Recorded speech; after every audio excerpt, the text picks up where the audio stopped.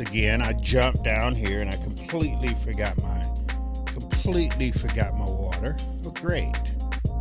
Oh, And now I gotta yell. don't do that. I gotta yell up at the wife and hope she hears me. Which, Yeah. I can text her. No, I'll just text You her. got to stay hydrated.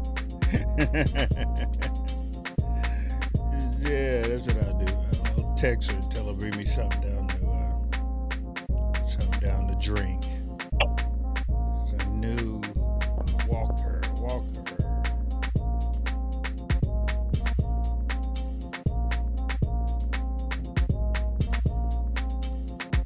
Yeah.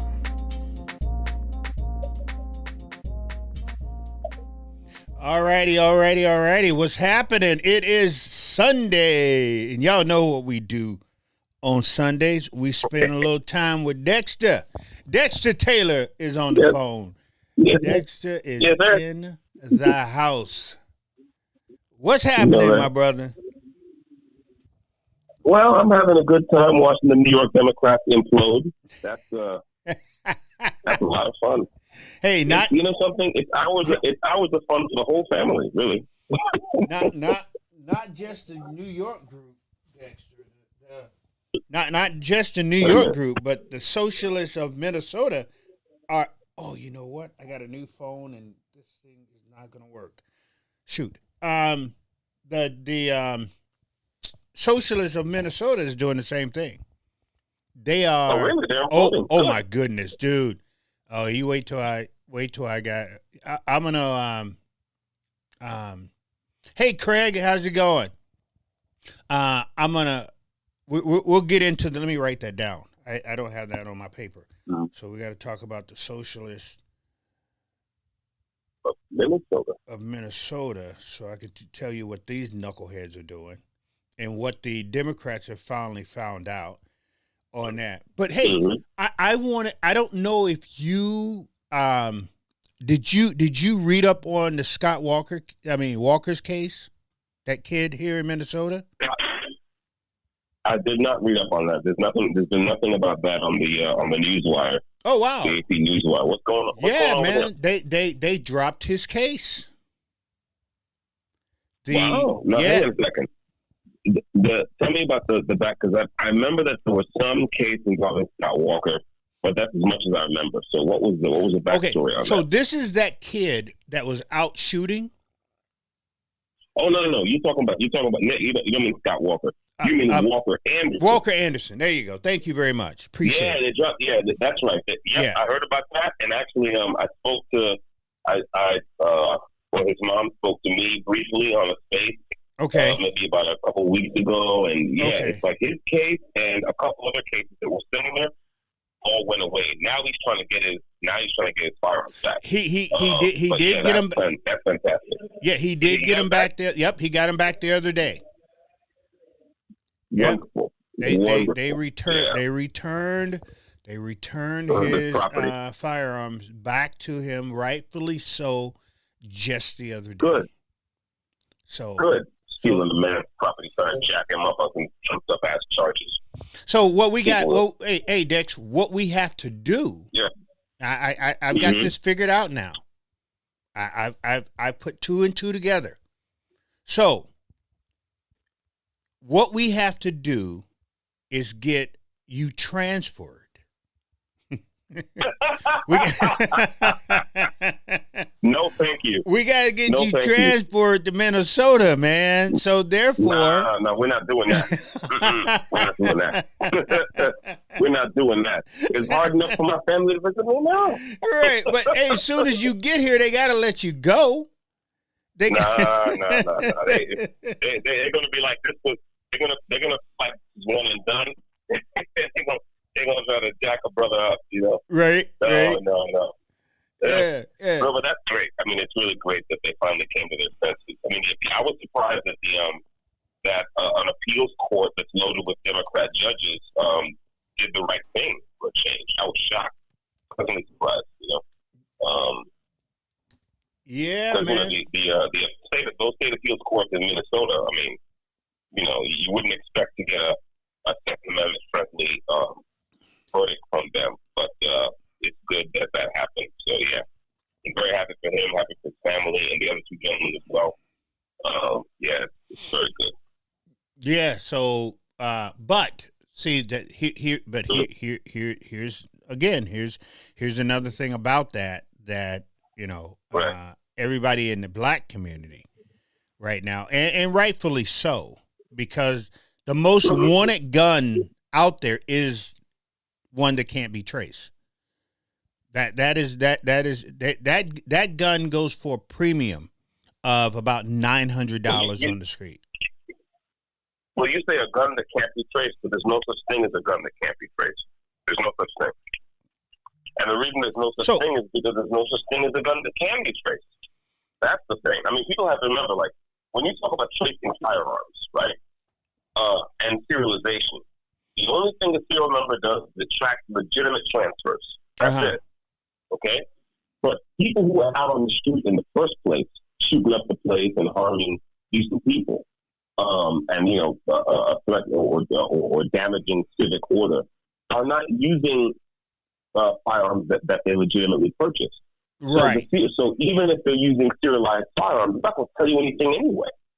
You see what I'm saying? So I understand that. Here's the thing: you have to understand that, like the guys in the street who are, you know, running around doing things, they probably don't know that. You know, they hear that, oh, if the gun doesn't have a serial number, it's better, but that doesn't. But the facts do not bear that out. There's nothing especially untraceable about a non-serialized firearm, because there's nothing especially traceable about a firearm that has a serial number. You can't. You're not going to type in a number into a database and magically you know where the gun is and the person who used it in the robbery. That doesn't happen. So, well, it's like some, because I talked to a few of the cops, right, and what they were saying was guns that get stolen. Like it's easy for them to be able, if a gun gets stolen out of a vehicle, having that number, it's easy to get that gun back to the rightful owner.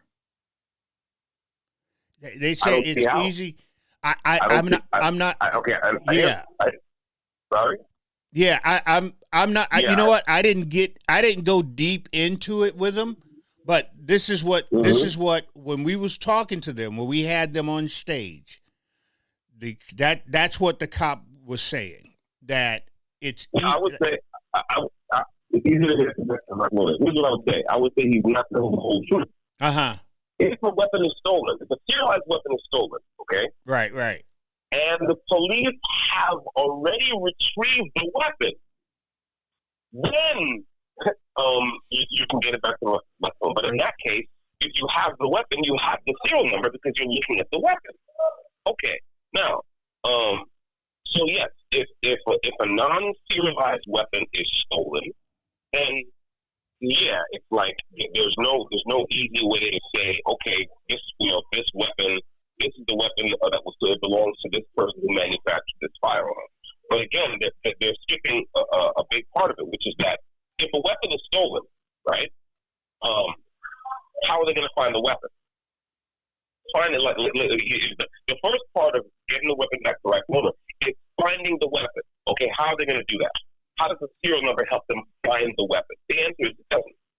Just think about it, right? If Joe Blow steals a weapon off a truck and goes and commits a series of armed robberies with that weapon, okay, and keeps the weapon with him, right? How do you find Joe Blow? How does a serial number help the cops run down on this clown? Well, that part. So what they say. Yeah. So if I go because we have a Cabela's here, right? Yeah. So they're saying if I go to Cabela's and I buy a firearm, that number on that firearm is automatically kind of booked to me, right? Because they write down the firearm number, the number of the firearm, and that number. So that's what he's talking about. So I know what you're talking about. Yeah, go on. So that's what he's saying, that it's easy if if that they have that number on that firearm, Right. and they can locate that firearm back to the person um,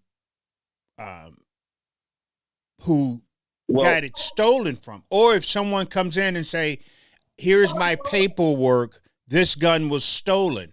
So when they get a firearm off of a bonehead, they're able to look at that serial number and then take it back to that person that it was stolen from that car. Is what he was saying. Okay, granted. But what I'm saying is that's missing a huge part, right? Because that assumes that they're able to run down the bonehead who used the weapon in the crime. Right. Or who sold the weapon in the first place. I'm saying, why does the serial number make it easier for them to find the bonehead in the It doesn't. There is no, it just common sense will tell you that that's not the case. Again, having found the weapon, yes, right? There's paperwork, there's a legitimate transfer that happened. You bought it from Cabela's. They're like, oh, this is the Glock 19, so and so and so. And, oh, yeah, that's the serial number. Okay, bye-bye. Now, here's the thing, though. They're skipping a bunch of stuff. So, one, they're skipping the part where the cops actually have to find the weapon in the hand of a criminal. Okay. The other thing is that if that weapon was used in an armed robbery or something like that by some criminal, I'm pretty sure you're never going to get that weapon back anyway. Because any weapon, I mean, hell, if you know that if you use a weapon in just about every jurisdiction I can think of, even if it's in a two-way friendly state, if you use your own weapon defensively, let's say someone breaks into your home at 1 a.m. and you crank off 2 shots at them, chase them away, legitimate defensive gun use, okay, that weapon gets taken from you because now that's evidence. That weapon, you're never going to get back. So I don't see how if someone steals your weapon, okay, and goes to commit a crime with it, and eventually the cops run down that guy and take that weapon, okay, now they know, yes, this is the weapon that was stolen from Reverend Tim. But you're not going to get that weapon back anyway. Think about it. Right? So they're telling the truth, but they're kind of like, they're skipping a big part of what the truth is. Because they're trying to make a case that, like, unserialized firearms are this huge deal, and it's a huge problem, what have you. And I would argue that the problem always is finding the person who did the thing. If someone's committing armed robberies, then you got to run down on that person. That takes detective work. That takes police work. There's no typing in the number and something magically comes up and it's, oh yeah, the guy who pulled that robbery on so-and-so street, he used it. No. You gotta find the guy first and find the weapon and find the weapon and put the weapon with the person. So yeah, this is the weapon that this guy used to rob the store. Right? So again, we all want the cops, right, to run down the people who are out there causing harm. There's no like we're all in agreement on that. I just take issue with the way the police departments and politicians try to paint unserialized weapons as some kind of thing that makes any crime committed with them magically difficult to solve. No, that's not the case. Mm-hmm. Mm-hmm. You know, so that's my take on that. Right. Yeah. I like I said, that's pretty much what we got from the cops. Yeah. Who's going after the point that the hottest gun out there is ones that they can pop somebody with, drop it right there, and nobody knows where it ever came from because it's like he said. Well, but let's say the gun is thrown off the truck. Someone uses it to commit a robbery, and they drop the gun at the scene. The weapon is serialized. Okay. So again, that serial number lets the cops know that that weapon may have been sold to someone legitimately. Okay. Sure. Now the question is this: How does that serial number help them figure out who committed the crime? Who committed the crime? The person who's not fighting is still out there, right? So how does the serial number help them do that? It doesn't. It just does not. Right? So That's the other thing. See, let me tell you something. A lot of guys who are out there banging, remember, for the most part, the guys who are out there in the streets banging are not experts on firearms. They're not experts on the law because they don't care about the law. Yeah, true. True. Look. A dude in here was telling me that he and some of his friends used to take their weapons to this guy, some guy who was making money on the side, essentially, gunsmithing for these guys. Okay, of course that's illegal, but that's not. You're gunsmithing for someone who you know is a banger. That's that. Okay, but separate from that, this guy was charging these guys in excess of $3,000, right, to equip their rifles with a gas block that he said, "Oh, this is a special gas block that will enable you to fire projectiles through walls." What? Essentially, this guy had them sold on the idea that a gas block, like there's some particular kind of gas block you can put on an AR, okay, that will boost the muzzle velocity of the rounds you fire from that weapon. Now, you and I know how ARs work and what a gas block is, and what that is literally impossible. And there is no gas block that can. And they bought this. They bought into what this dude was selling. Yeah. And again, they didn't know enough about firearms to know that every gas block, reduces your muzzle velocity. It has to, because that's how gas blocks work. They redirect hot gas behind the projectile. So a gas block cannot make your projectile exit the weapon any faster. The most it can do is not take any energy away from the projectile, which means the gas block either misinstalled or the hole is blocked, right? And in which case, now you have a single shot. You have basically a single shot AR, right? So, that's what I'm saying. The fact that a bunch of guys in the street are saying, "Oh yeah, I'm going to pay a premium for a weapon that has no serial number," all it tells me is that they bought into this magical nonsense about serial numbers and firearms and the investigation of gun crimes. That's what that tells me. Well, they like I said, they let this young kid go, which it's cool with everything, and so yeah, that's why I was sitting there thinking we just got to get Dexter sent to Minnesota. Your voice is sounding kind of fake, Rev. Can you hear me? Can you? Sorry about that. That was my fault. That's better. Yeah. That's better. Yeah. But no. Like I was saying, they went ahead and let this kid go, gave him his gun back, and so he is good to go here in Minnesota. So he's good to go. Yeah. Thank God. Thank God. With that. So it's like, okay, no problem. But we were just about to get into the Minnesota / New York situation. So the dude in New York, he sounds like he's going to win this thing. Oh, Mondani? Yeah. Maybe. Who knows? I mean, again, he's ahead in the polls. Right. But as you know, polls can be tricky, right? I mean, what the polls tell you, it depends on how the poll is structured and who you're talking to. So, again, we know that in the primaries, a lot of traditional voters stay at home. Those didn't turn out, and we know that and those of the other candidates didn't really have a great ground game.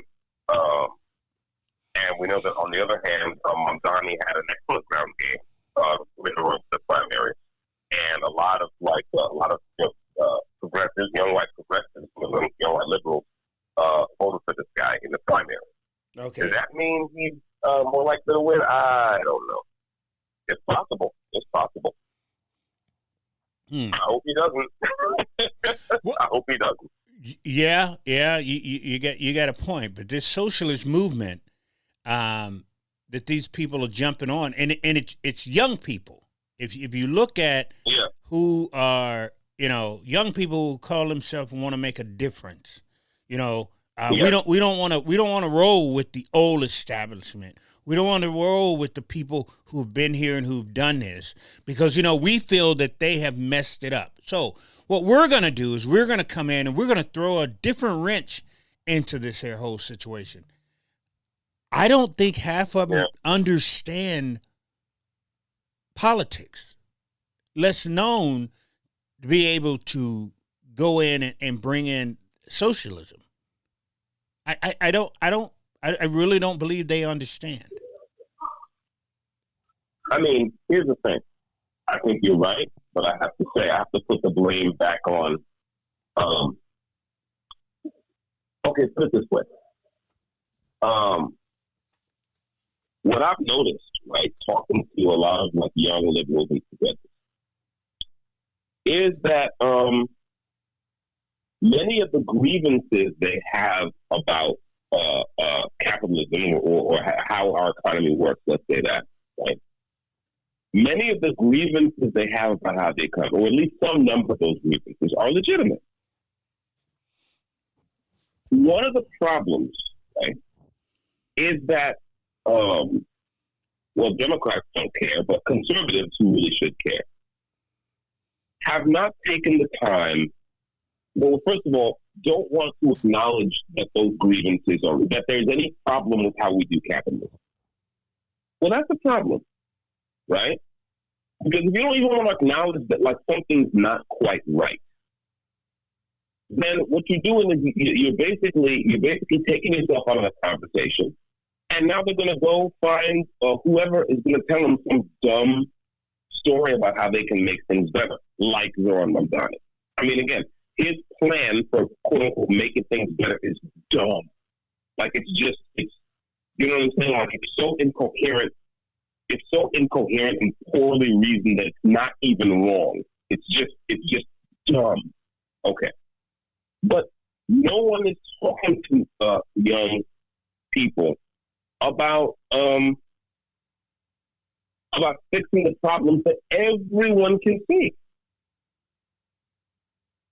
Okay, so if we don't want to get into that discussion, and when people do, the people who, here's another thing that capitalism suffers from. Capitalism suffers from defenders of capitalism, who love it well but not too wisely. What do I mean by that?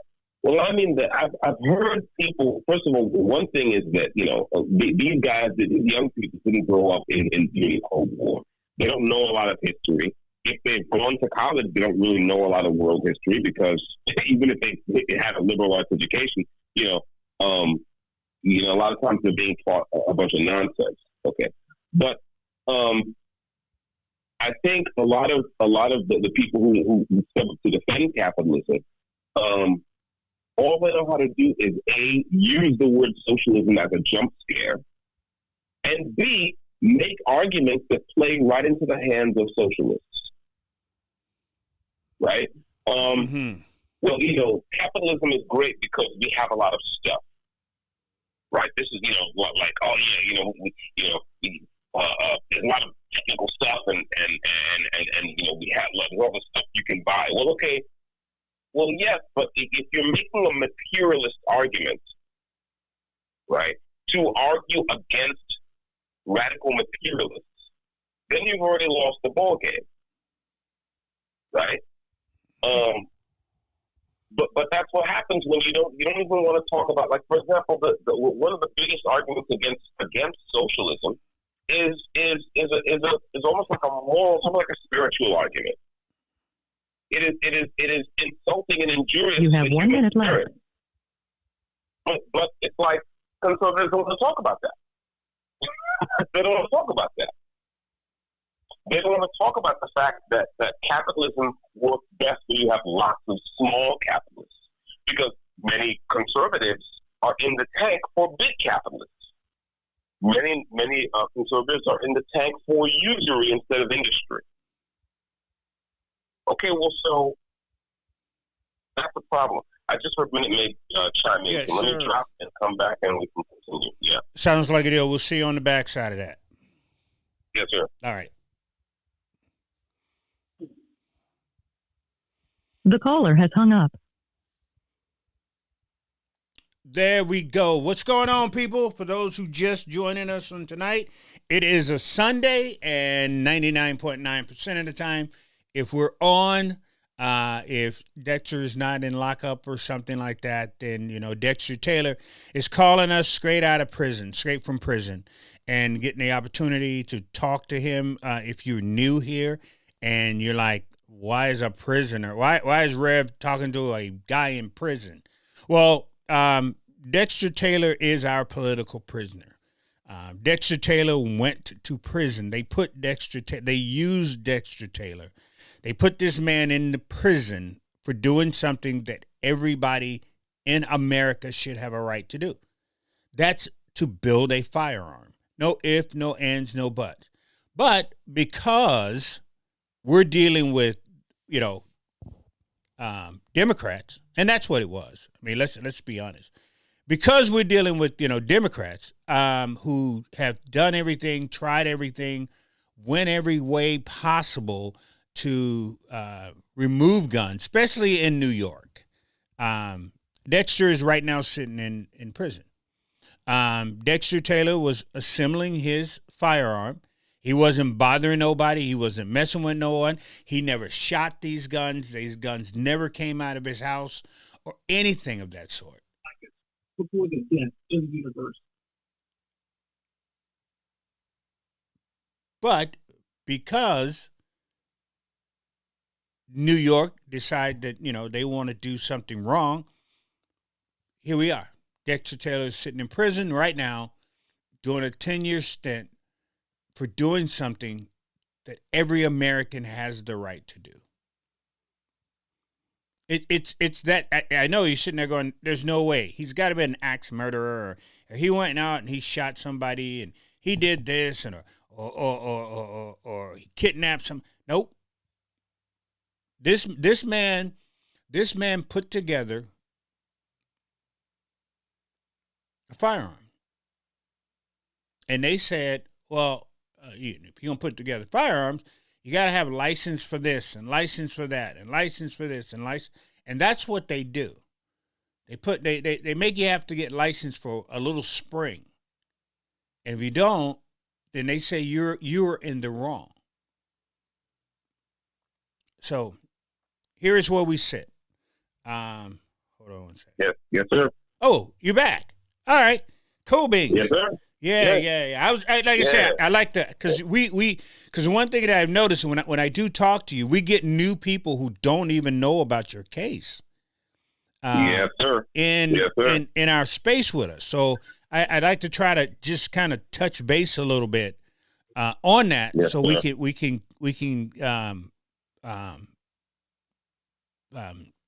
give them a little more understanding what we're doing here, because a lot of people get on and they go, sir. Well, Rev is just talking to somebody, and they don't realize who you are. Right. You know what I mean? Yeah. So, I was kind of going over. I didn't really get. Why don't you just give them a tap of what, for somebody who is new hanging out with us? Give them a roll through a little bit, Dexter. Oh, sure. I mean, I'm a political prisoner in New York State. My crime is exercising my Second Amendment rights peacefully and quietly in my own home. As someone with no criminal record, I started getting into gunsmithing around 2020. I bought legal parts online under my own name into my house, and built firearms. And the state of New York contends that you have to have a license in order to manufacture firearms in your home, and I contend that that's ridiculous. You know, we have no history and tradition of saying that you are a felon for manufacturing firearms in your home. That's nonsense. People saying, well, you were making ghost guns. And saying, well, you pronounced traditional wrong. The traditional guns. They were manufactured in the traditional American way, in an American home. And by the way, this is settled law. It's clear, right? The Supreme Court ruled on this in 2022 that states have the right to make their own gun laws, but those laws cannot violate the Constitution.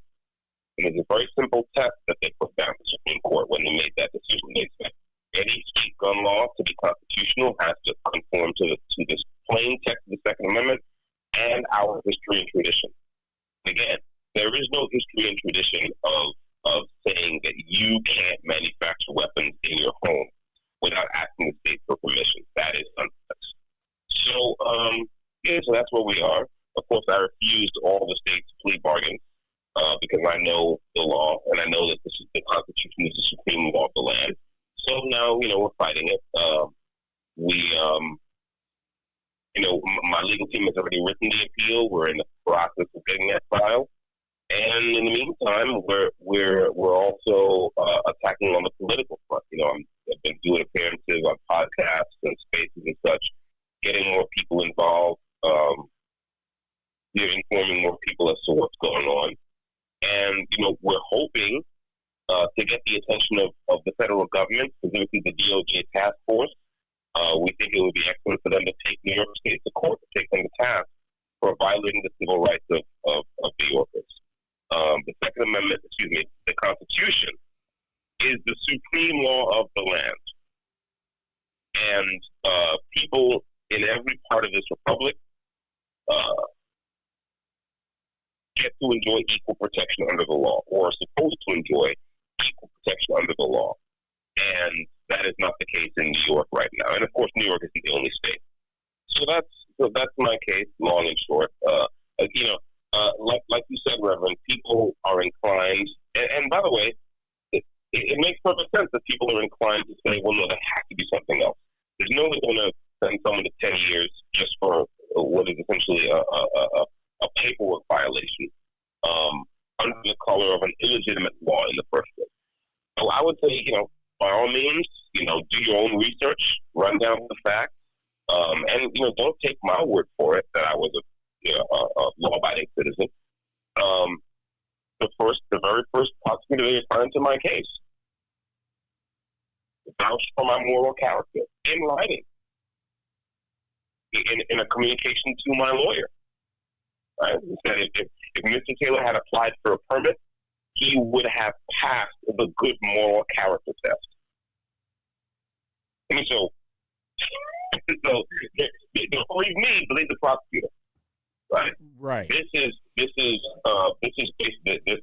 is all about New York standing on its political agenda and saying we don't care what the Constitution says, we don't care what the Supreme Court says, we're going to do our thing.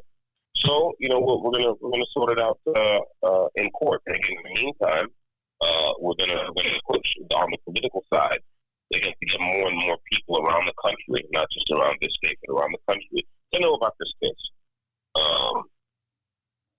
So that's it. Mm. But and going back to what we were, sorry? No, I was going to say one of the things, when you talk about the Constitution and things of that sort, like the amendments, one of the things that Dexter could not do, his lawyers could not do, right, is argue with or argue on the Second Amendment. You couldn't mention the Second Amendment at all, right?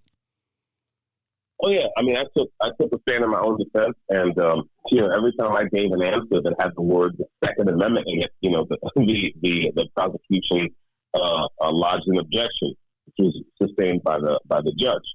Now, let's be fair.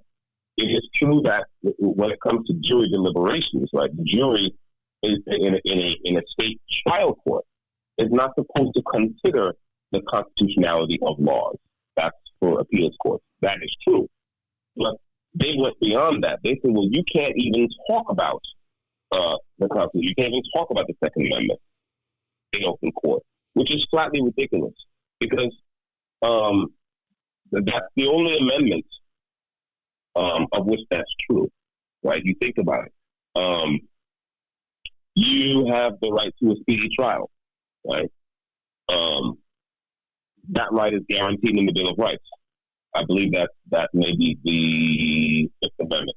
Fifth Amendment also covers your right to your right not to incriminate yourself, right? If someone's asking you a question and you don't want to answer it because you say, well, I'm going to plead the fifth. The fifth what? It's the Fifth Amendment of the Constitution, right? There's a constitutional amendment that guarantees that you can't be tried for anything unless a grand jury first indicts you, right? The Fourth Amendment says that the state has to have a search warrant, right? In order to enter your property and to go through your belongings and what have you. So all these other constitutional amendments, the trial courts have no problem with, but they have a problem with you talking about the Second Amendment in open court. And again, that's not because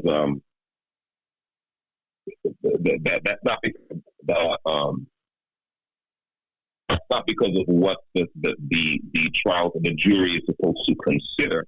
The judge gets to instruct the jury at the end of the trial, or before the jury goes and deliberates. So the judge is perfectly free to say that, listen, all you're supposed to consider is this and that and thus and so. But again, they went beyond that. They certainly hamstrung my legal team's ability to offer a defense at all. That's among several other kind of irregularities in my trial. I won't go into all that now. But, people should run this down and do their own research and kind of, follow their skepticism and satisfy themselves that there's no other things in the background of this case. I wasn't selling weapons. I wasn't talking about weapons. I wasn't posting pictures of weapons. None of my weapons ever left my house. So much has crossed the threshold. I wasn't talking about anything crazy online. Nothing in my history kind of would have said, "Oh, this is a dangerous person." And of course, I passed a criminal background check. I was a member in good standing of my local gun range before I got raided. So, it's just this is the kind of thing that happens, right? When state governments are allowed to kind of trample the Constitution with impunity, as New York State government has done for years now. So, hopefully, we're going to turn that around. Well, yeah. Yeah. That would be awesome if our courts actually went by what is right and did their job. Yeah, that would be great. But this is I have to say that part of this. I was talking to my mom the other day, and she was like, how do these people have all this power? They can break down your door and and take you to jail for saying, these are supposedly rights that are protected by the Constitution. And I said, well, they have this power because we gave it to them. Good point. I mean, listen, it was good point. It's been years and years, right, of political hacks in New York and other cities saying, "Oh, these guns are just the problem is these guns. There's all these guns. We have to do something." And then they kind of gin up this moral panic and they say, "Okay, there needs to be a law. Okay, we'll pass a law.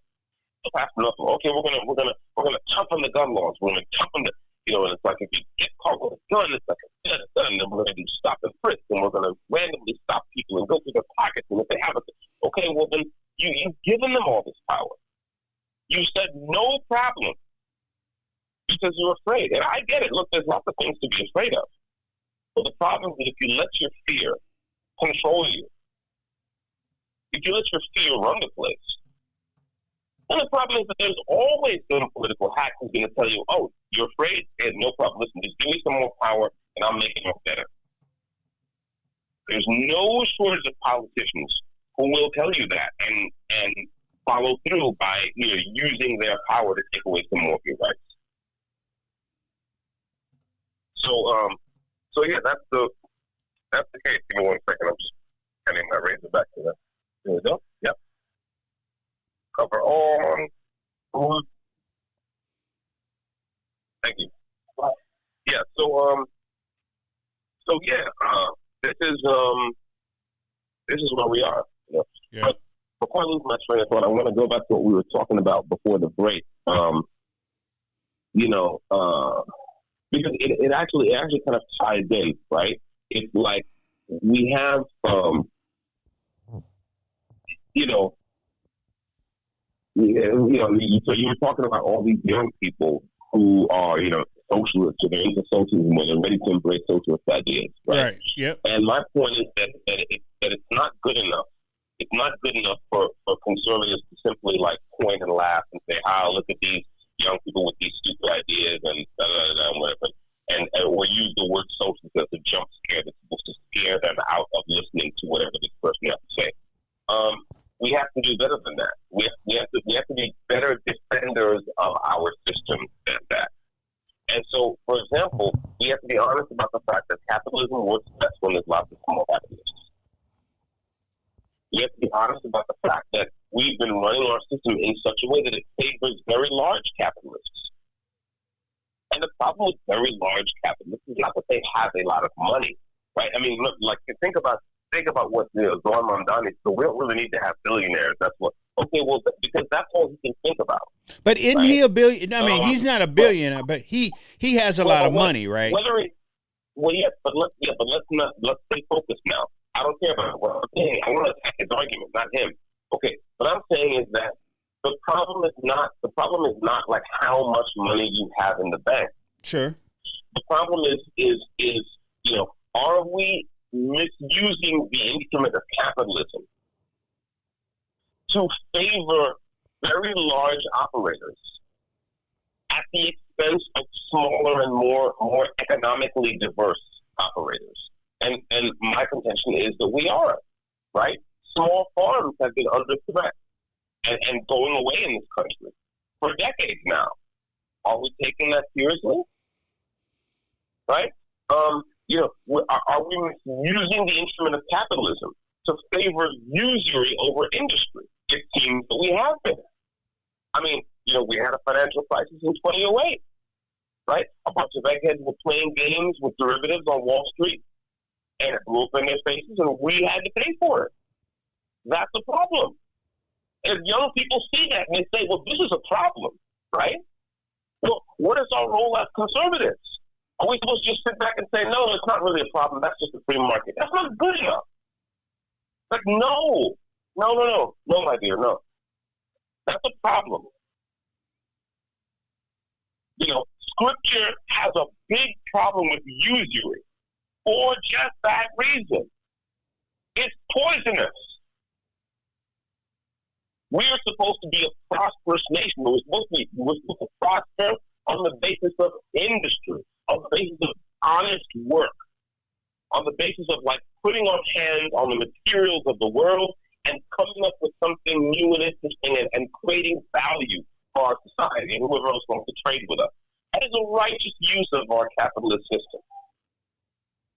You see what I'm saying? In other words, we have to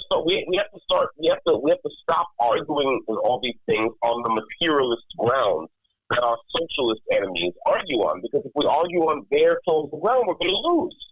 No, the fact is that profit has a right purpose. Business has a right purpose. Trade has a right purpose. And economy has a right purpose. The purpose of an economy is to promote human flourishing. It's to make your home a better place. The word economy comes from the Greek word oikos, home. You see what I'm saying? Yeah. And so, as much as dumb as Zoran Mamdani is, and as dumb as his ideas are, okay, we have not done a very good job of attacking those ideas. And by we, I mean conservatives. We think all you have to do is say, oh my God, socialism, and everyone's going to be scared and they're going to know. We have to get into this stuff, and we have to really, because look, the fact is that, we don't want governments, messing around and trying to micromanage the prices of things. That's a bad idea, right? So-called central planning, a centrally planned economy. That never works well. And there was a gentleman, an Austrian gentleman named Friedrich Hayek, who wrote a book called The Road to Serfdom, and he talked about why centrally planned economies are a bad idea. Okay. But at the same time, right, that doesn't mean that because you want to avoid central planning, you should just sit back and let a bunch of eggheads on Wall Street play games with the economy on a scale that, when they fail, it has a system-wide effect. And this has been happening every 10 years or so for as long as I can remember. You remember the savings and loan crisis? Yeah. Remember what's it called, when long-term capital management collapsed and the government had to bail them out. Yeah. And of course the housing crisis from the way, so on and so forth. This is a pattern, right? And so that's what I'm urging. Whenever I get the chance, I urge my fellow conservatives to really not just kind of repeat the same old kind of anti-socialist talking point, but to really think about what the fundamental purpose of an economy is, what the fundamental purpose of our economy is. To think not to think about what is pro-capitalist or anti-capitalist, but think about what is right and what is wrong. Think about what is in keeping with human nature. Think about the things that respect versus the things that disrespect the human being, the human essence. And remember that no economic system will work correctly without an overarching moral code. That's very important. Just like our system of government, as I believe it was John Adams said. Our Constitution is made for the governance of a moral and religious people. It is completely inadequate to the governance of any other. Well, so an economy is a similar thing. There has to be some kind of moral code, some law that is above the economic law, and we have to be okay with talking about that, and we should be. I mean, a lot of us are Christians. You're a Christian. I'm a Christian. We should be okay with talking about this stuff.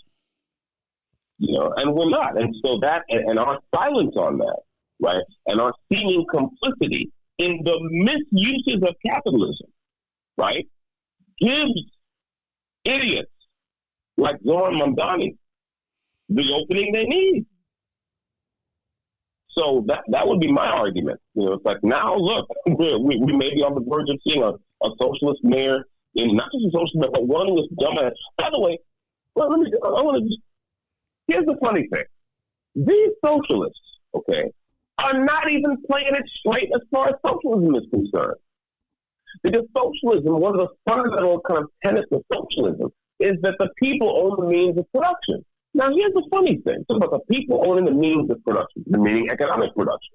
So here's the thing. Why are socialists like Zoran Mamdani, why are they never talking about actually distributing or making available the means of production to people? You notice that?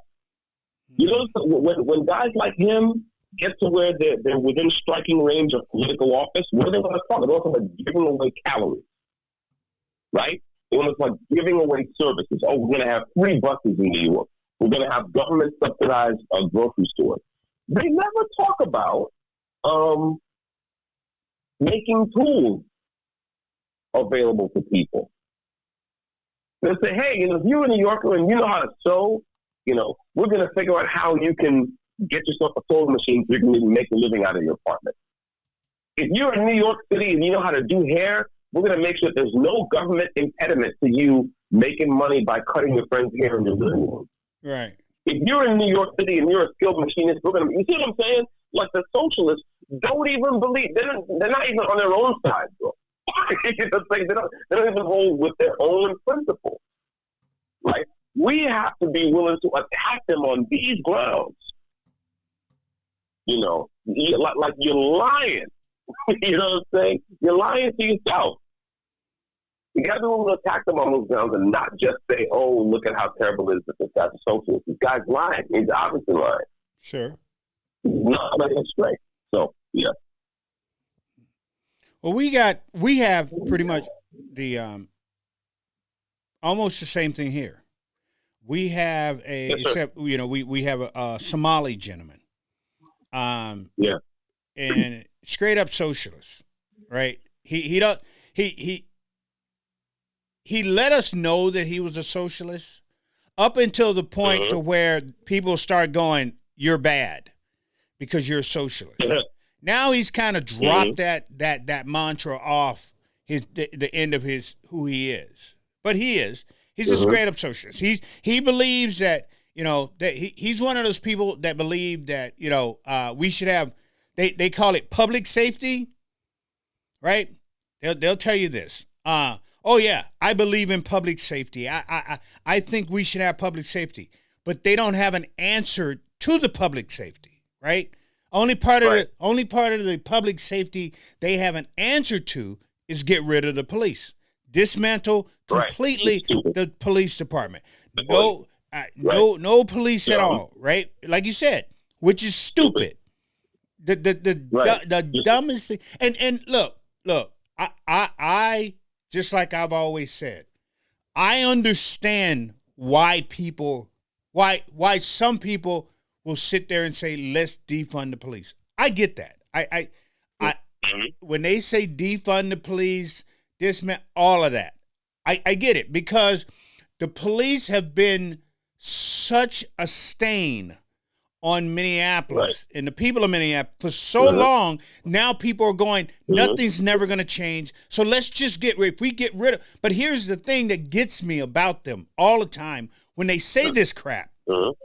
They don't have an answer, Dexter. They don't have an answer to okay, what are we replacing the police department with?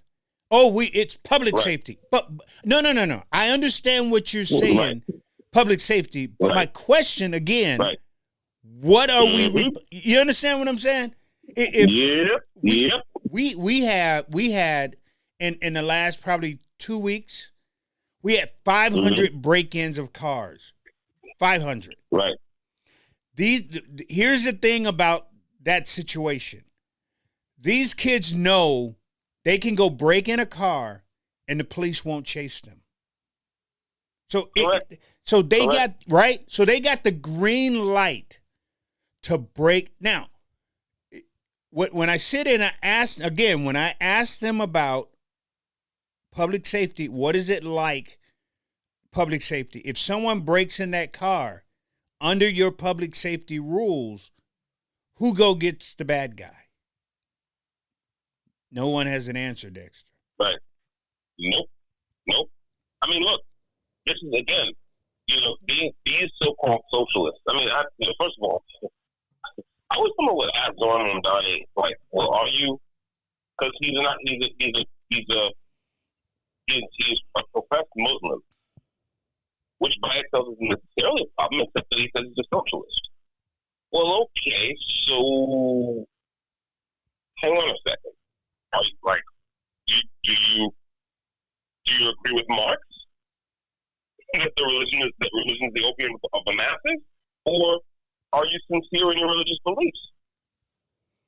Like what? Like, you know what I'm saying? Like really? But they're not. They're not, right. They're not sincere in their religious beliefs. Because if they were, they wouldn't be a Democrat. Because the Democrat walks around with the rainbow, right? So well, listen, right. Yeah. I mean, right. So this is what I'm saying. But, people have to really challenge them, and we really have to choose our ground, where we fight these people. And then, of course, the other thing is conservatives have to be willing to have ideas. That's the other, because you said what you said is excellent. It's like these people don't have any ideas. But that's the thing. When people get dissatisfied enough with a system, it's just human nature to say, we've got to change something. I don't know what we change. We just change something. Now, that's not well advised, but that's life. That's human nature. Okay. So conservatives have to understand that, like we've got to start showing up with ideas, like real ideas. Right. And by the way, the idea can't just be we're gonna take hold of the use of force now, the police use of force now, and turn it up to 10. Stop and frisk. We're gonna get into that in a minute. We're gonna get into we're gonna get into because we got to talk about what Trump is doing in Washington. So we'll get into that part of for a second here, but with these go ahead. We have to have like, for example, I some time ago, when I was as a newly minted conservative, when I was looking at the problems of policing and crime, and I bothered to look into the origins of modern policing. And modern policing originated in Britain, in Great Britain. Yeah. It was Britain's first Home Secretary, Robert Peel. And he wrote this manifesto about what policing is, what the police force is supposed to be. Okay? And, it's worth going back and reading that. I think it's called the Tamworth Manifesto. It's worth reading that. It talks about police officers having to earn the trust of the community. It talks about them having to be visible, having to act as a deterrent to crime. Sometimes you have to run down a criminal after the fact, but it's better if police officers can be seen, if they have relationships in the community. You have 1 minute left. And they can deter crime by their presence. There's a lot of things we can do to really tackle this problem. But the problem is it's not just that Democrats, liberals, progressives, and kind of their socialist fellow travelers. It's not just that they have stupid ideas. It's that conservatives have been unwilling or unable, or both, to step up with better ideas. Yes. And mean it. Yes. You got that minute. You got that. Yeah, I got Minute Maid in my ear. Yeah, I'm going to drop and come back. All right. I'll see you in a minute. Thanks. Yeah. The caller has hung up. Oh, she usually say goodbye, but I guess we don't get goodbye anymore. So again, for those who are just jumping on, appreciate you guys coming and hanging out with us on a Sunday night while we get to chop it up with Dexter Taylor. Again, Dexter Taylor is sitting right now in prison in New York for only doing what he has every right and every American has a right to do, and to put together a firearm. And they decided that, we're going to make an example out of this. Wouldn't you know it? Black man. And that's what it is, people. Totally honest with you. We're going to make an example out of him. That's what they did.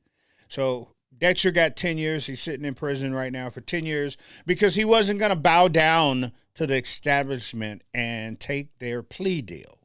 Dexter said, no, thank you. I appreciate you, but I know I did not do anything wrong.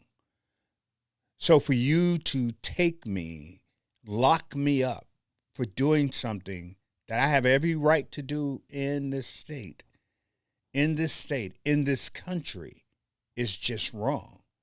And because they are Democrats, they think this puts a stain on black men owning firearms.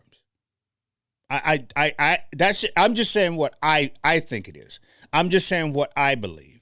Because whatever they can do to keep firearms out of black men's hands, especially Democrats, whatever they can do to keep, other than Ronald Reagan and the Republicans back in the day when, the Black Panthers scared the white people in the community because black men had a gun.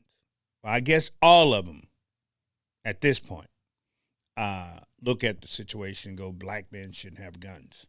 But Dexter had every right to put together a firearm. Not only that, but the part that got me was they was telling him that he can't use the Second Amendment to make a case out of it. It's crazy. It's crazy, and crazy again. Oh, I went to the store today too. So I go to the store, and I like to drink Sprite. I have to drink that Sprite Zero. It's nasty. I don't care what anybody says. I'm sorry, Sprite. I'd be the one to tell you this, but I'm really supposed to be drinking. Sprite is our drink. So this Sprite Zero crap that they got. But I have to drink it because I can't drink my normal Sprite anymore. For a 6-pack, it used to be at my corner store, 6-pack was $8.53, tax and everything. Tonight I paid a little over $10 for the same thing I was paying. Not happy. Not happy right now. Not only am I relegated to drink a nasty drink, but that nasty, oh, perfect. But that nasty drink has went up in price. But anyway, Dexter's back on the line. Appreciate you, man. Appreciate you. We were talking about socialism. We was talking. I guess we didn't get into how bad what socialism will actually, because my understanding. I'm just going to throw mine out there. You throw yours out there. How you see or think socialism works. How those who wants to use it think. This is one of those steal from the rich and give to the poor. I want to. This guy in New York is basically saying, I'm going to tax all the rich people in New York, and all the rich people in New York, and the same thing here in Minnesota. This dude wants to have a public grocery store, right? So government subsidized grocery store. Exactly. Because in Minnesota, in Minneapolis, a lot of the grocery stores closed because they were being ripped off. They stole so much out of this store in a day. The stores just couldn't keep up. They literally just they would go in and they would steal, it's like $25 for one of those jugs of Tide, right? They would go in and steal a couple of those, come out on the same sidewalk that the Cub Foods, which is a grocery store here, the same sidewalk they're on, they would sell those two for like $15. Enough money to get their crack for the day. I'm not kidding. So now these grocery stores are closing up. And black people run around. Yeah, I mean, look, no business, just like no economic system can really work without a moral code. No business, especially like a retail business, no business of that kind can survive without a certain baseline of civic order, social order, right? It's just not going to work. Okay. So now we have swaths of our big cities that are blighted, right? By the results of this grand social experiment that liberals started to run back in the 60s. Yeah, right? yeah. And so it's not surprising to me that, of course, it's like, listen, all retail stores, they account for a certain amount of what they call shrinkage, people stealing stuff. But if that amount becomes too great, it's like it's not worth it to stay in business. It's just not. I mean, in some cities, like New York and San Francisco, they went and legalized shoplifting. The government went ahead and legalized shoplifting. They said, okay, if you only steal so much, we're not going to prosecute you. Okay, so now his solution, again, this is the thing. His Ghani's solution is we're going to have government subsidized grocery stores. This is what I mean by the problem with messing with pricing signals. Okay, so what is the correct price for a pound of turkey legs? What is the correct price for a jug of Tide detergent, or for a can of beans, or for a dozen eggs? What is the right price? Well, no one knows. I mean, I shouldn't say no one knows. I should say that the correct price is really what the market will bear. That's what we have a market.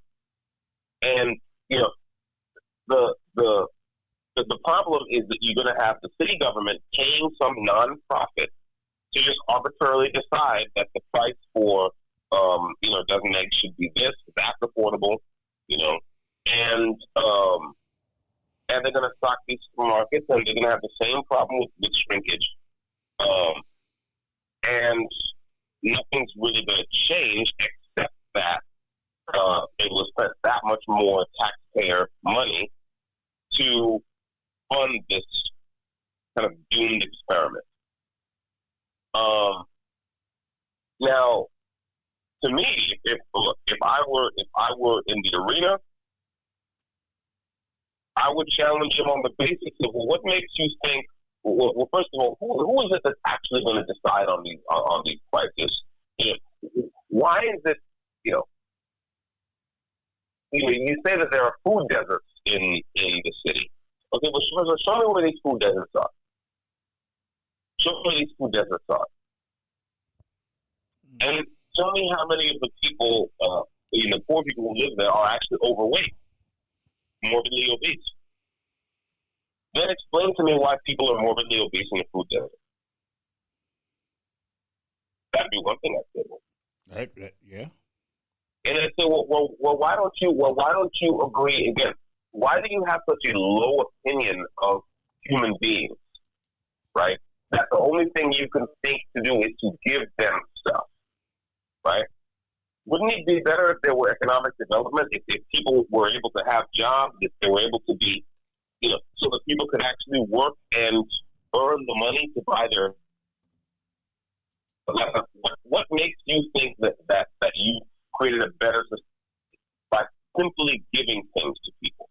And by the way, talking about what you mentioned earlier, with taxing the rich. Well, okay, everyone pays taxes, and no one likes paying taxes. But the real problem is this. Well, one of the real problems is this. Most wealthy people, so you're going to tax people's income, let's say, right? And you're going to say, okay, we're going to have a higher income tax on people in certain neighborhoods. And by the way, he didn't just say richer; he said a wider and richer neighborhood. So now you want to have racially selective taxes. Okay, that's another stupid idea, but let's leave that to one side for the moment. Okay, I'm on the phone. So now the question is this: where do wealthy people get the bulk of their income? Is it from wages or from dividends? Well, it's from dividends. So if you decide to tax people's wages more, right, then, that's not necessarily going to have an effect when you talk about very rich people, because rich folks tend to get much more of their income from dividends, from investments, right? So, again, none of this stuff is well thought out, A lot of it is just, reactions to conditions, and the conditions are real, right? The conditions are real. Yes, there are people who don't have easy access to supermarkets, for example. Okay,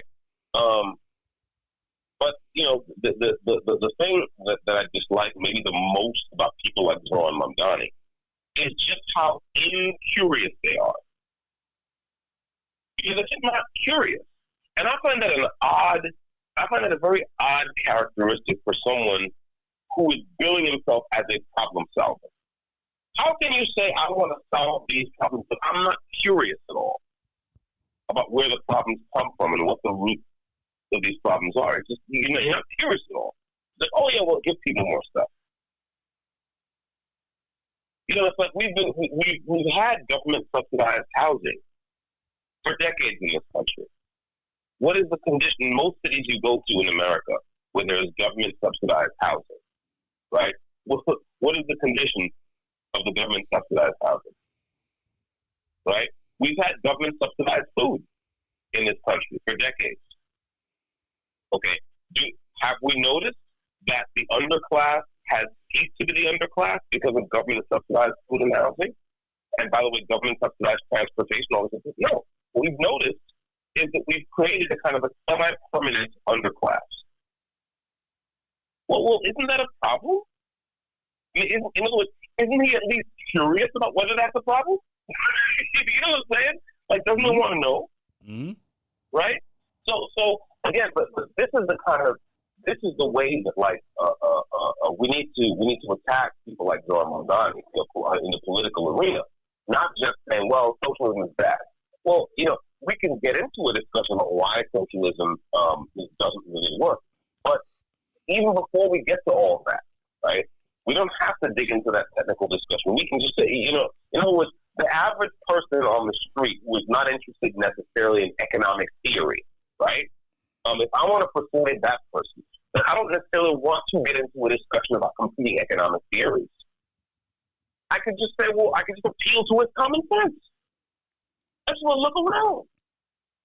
Don't you already have government subsidized food? Isn't there already government subsidized housing?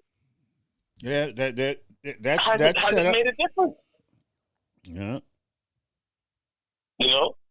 And I think most people, most ordinary people understand that it hasn't made a difference. The problem is that a lot of ordinary people, the reason why people like John Mamdani sometimes end up getting public office is that the people who understand all this stuff, who look around and say, yeah, this is not working right. The problem is that, to what I was saying before, no one's talking to those people. In other words, Mamdani comes out in the article these kind of socialist platitudes. Okay, and then the other people come out and utter a whole lot of capitalist platitudes. And in neither case is anyone actually looking at the real conditions in the city and trying to reason about what's happening and why and how we can make it better. Okay, so a lot of people just stay home. And who comes out to vote? Well, it's the activists, right? It's the young people who are fired up because, again, everybody's got a good ground game. And that's how a lot of these people, a lot of these people win office in years where the turnout isn't that great. Yeah. Yeah. Okay. Well, why is it not that great? It's not that great because, our side, we should have something to say to this. We're absent. We're not showing up. Okay, so you go show up. What do you think? The enemy's going to win. That's life. That's what war is. You don't contest the ground. The enemy takes the ground. That's it. So as bad as Zoran Mamdani is, my question is, and I always come back to this question: as a conservative, where are the conservatives? I mean, we have one Republican running in the race. Curtis Lewa. He doesn't really have any ideas. Like he's not built for this here. You know what I'm saying? Yeah. What does he have to say about the problems of New York City? Nothing really. If you ask him, he'll do the same thing the conservatives always do. Like he's gonna say socialism a bunch of times and make it into a jump scare and this and that and our country, and remember we're a capitalist country and this and that. But you haven't answered any questions. You haven't actually addressed any real problems. And when it comes to crime and policing, you're going to take a hold of a use of force knob and turn it to 10. Well, that's not impressive. It's not impressive because, of course, government is not backed by force. Government is force. So telling me that you're going to have the government use more force is not impressive. That's not. That's not it. Okay, I'm sorry, we conservatives in America have to get back into the business of ideas because we are at war with people who have terrible ideas, and we're putting those ideas into practice in more and more of our country. That's no good. We have to attack them on the battlefield of ideas. Just attack them on the battlefield of common sense, of what people can see when they walk out of their houses and look around themselves in the cities they live in. But all that presupposes that American conservatives believe that cities matter and that what happens in cities matters. Now, I ask you, Reverend, have American conservatives been speaking and acting as if cities matter and as if what happens in cities matters? Have they?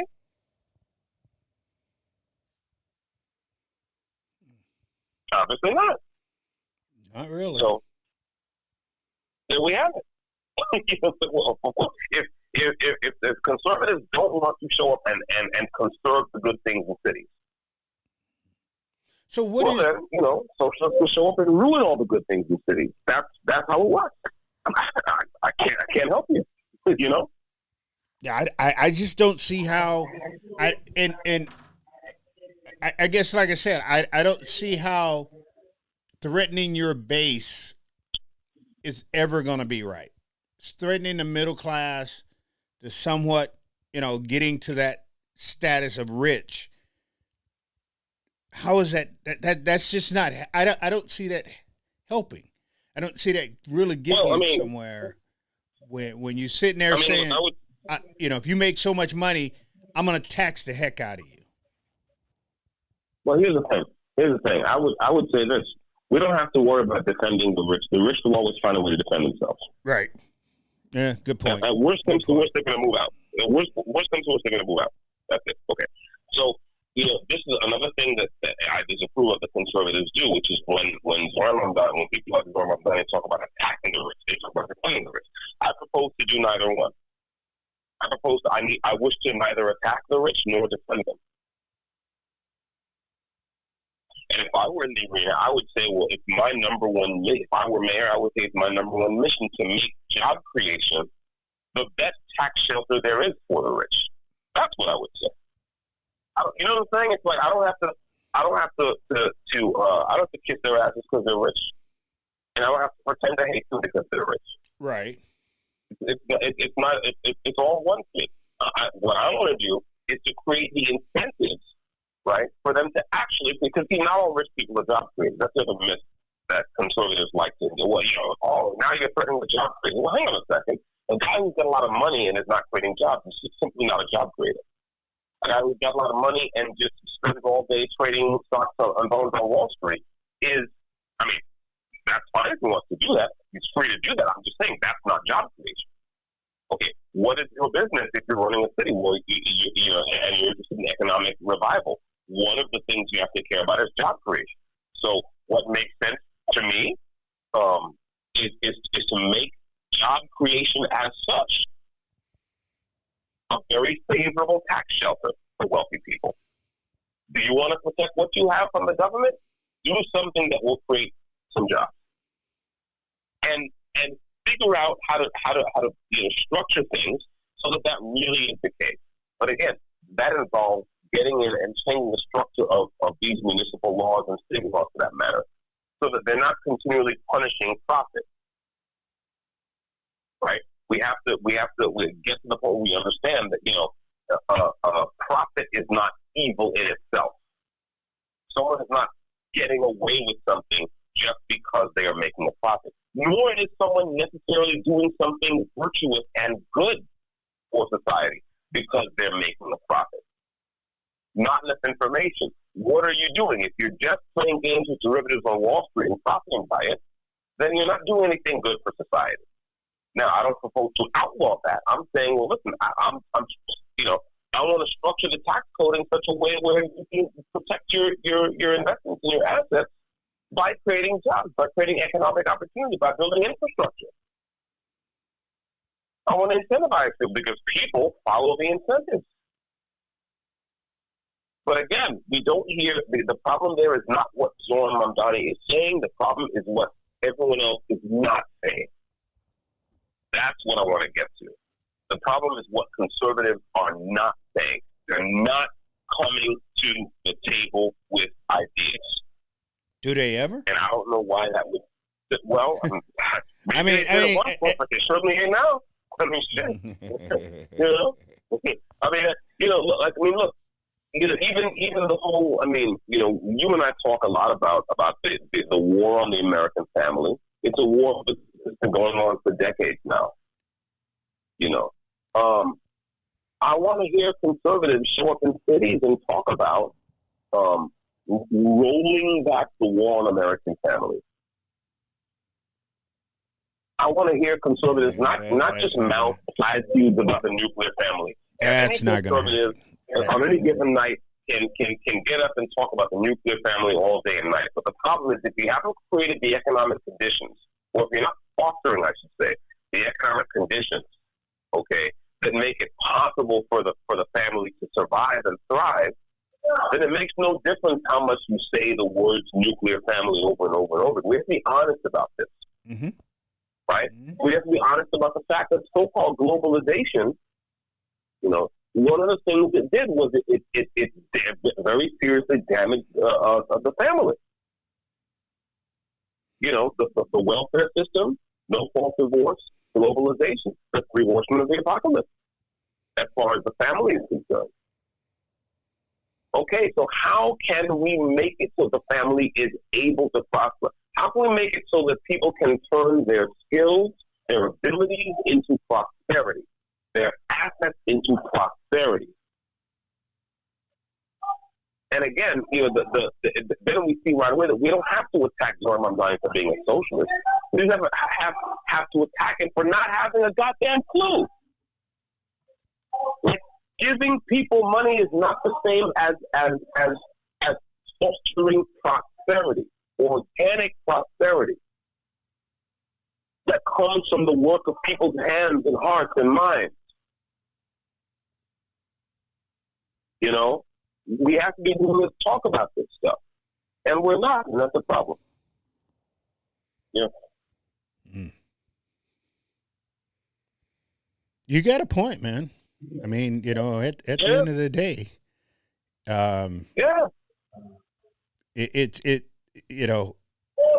even with the point that you have now, and people don't look at it, it's hard being a conservative because you're right. Yeah. Where are they? They don't show up, and then when asked to show up, they give you some bullcrap story, or we can't do this, and that's what gets me about. And I'm not even gonna say conservative. I'm gonna call them what they are. A lot of them are Republicans. That's what gets me about. They'll talk about the city, right? And we've been heading in this direction, so we might as well just go ahead and tackle the situation with what Trump is doing with the military in mainly and mostly black area of cities. A lot of people I've seen online didn't have anything good to say about that. Anything good to have the military, and we kind of spoke on it earlier today. If the police and the community can come together and start working on their differences, we wouldn't need a military in a city. We wouldn't need that at all. But because here's my take. Oh, I'm sorry. Go on, please go on. Because of the situation that's going on with the community, especially here in Minnesota, after that George Floyd thing, it just deroded. I mean, the situation with the people, with the George Floyd thing, the situation here with the police and the community is gone. There is none. There's really no. But let's be honest. Let's be honest now. The relations between especially black communities in places like Minneapolis and the police have been terrible for years. Right. For years. That's the first thing.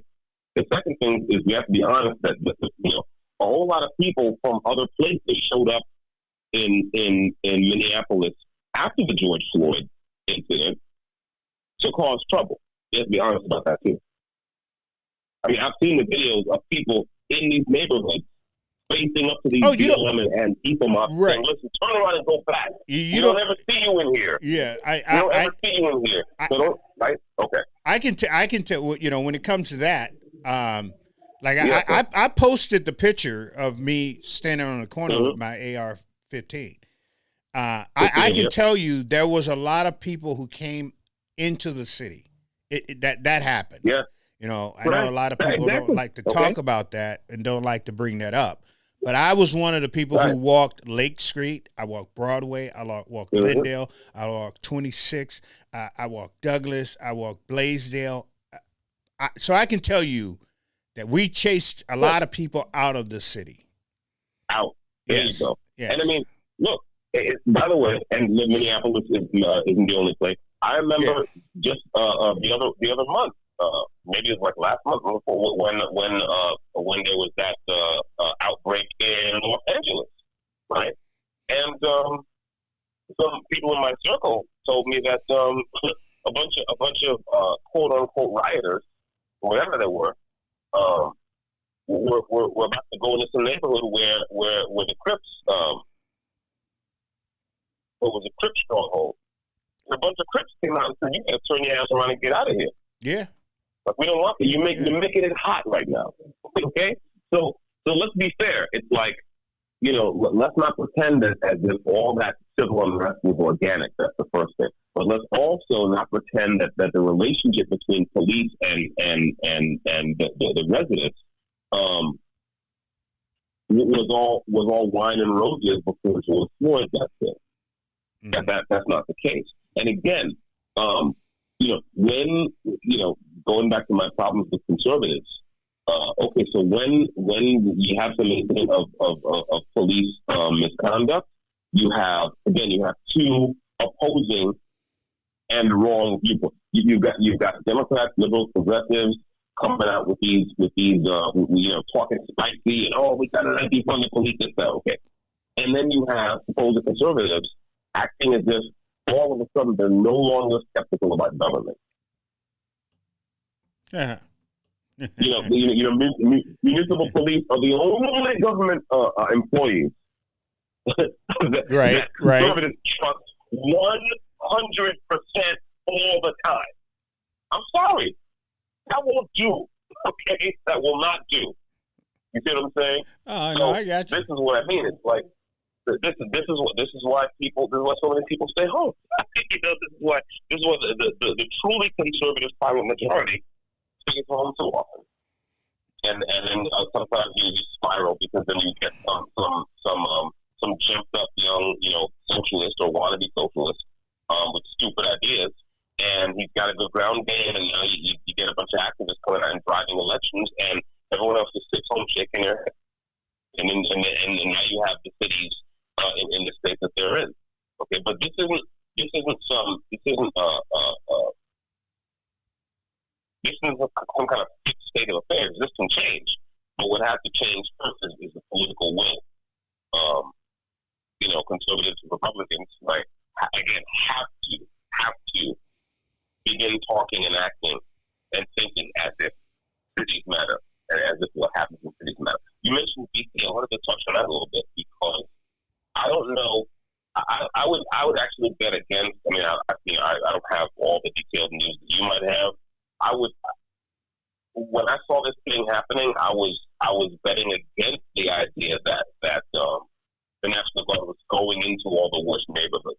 I'm guessing the National Guard was mostly managing the downtown corridors, managing the places where people come into the city to work, so on and so and so. And they weren't really going into all the bad neighborhoods and patrolling in there. That would be my guess. Just because that's knowing how this kind of thing works. The whole thing takes off because something happens to a person who works in government. That thing happens downtown, right? And so that's where I'm guessing that's where the National Guard's presence is mostly going to be. I would say that I've always been skeptical about the ability of temporary infusions of whoever to really make a dent in a long-term dent in the current problem in any city. Now, DC is a federal district, so as a matter of fact, I think whoever the executive is within his rights to deploy federal personnel to full security in DC. The question is, is it workable? Again, it's workable in the downtown corridors. It's workable around government buildings. It's workable around downtown metro stations, right? And tourist go-to tourist spots. You know what I'm saying? Yeah. It's workable around Union Station, sure.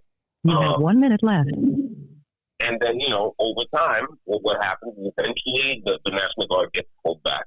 And in any case, what's been going on in the neighborhoods, the really blighted neighborhoods in D.C. keeps going on because you can't only police the streets, but if all you're doing is police the streets, and you're not figuring out how to fix what's wrong, then, well, you shouldn't be surprised when you get the same result. And again, this is the kind of thing where, Republicans should remember their skepticism about the ability of big government to get things right. And again, that's a sound principle. I just wish conservatives really believed it. Yeah. You got that. I'm You're gonna drop. Okay. Cool. Thanks. Yeah. The caller has hung up. All right, people. Once again, just want to thank everybody for hanging out. All the new people who have came into the space, came into the room. Appreciate you guys. I think that if you have, wait a second. I didn't see this. Sorry, Mothership Wars. Mothership Wars. What do we got?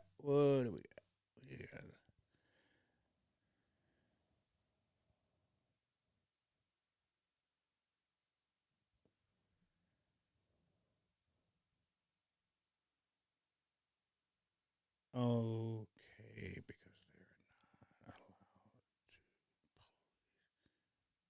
But we're gonna get back. We're gonna get back into it once Dexter comes back on. We only get him for like 30, 35, 34, 33, 32 minutes or somewhere like that. And then afterwards, as you can hear, when it says, the caller has hung up, Dexter has to hang up and then recall us. So we go through this here. Carl is on the backside of this puppy. If you got to notice that Dexter is online or Dexter is in the house, more than likely that came from Carl on that situation there. So that's pretty much what's going on with everything. Who's this Mothership man? Do you follow me? Or you follow Carl?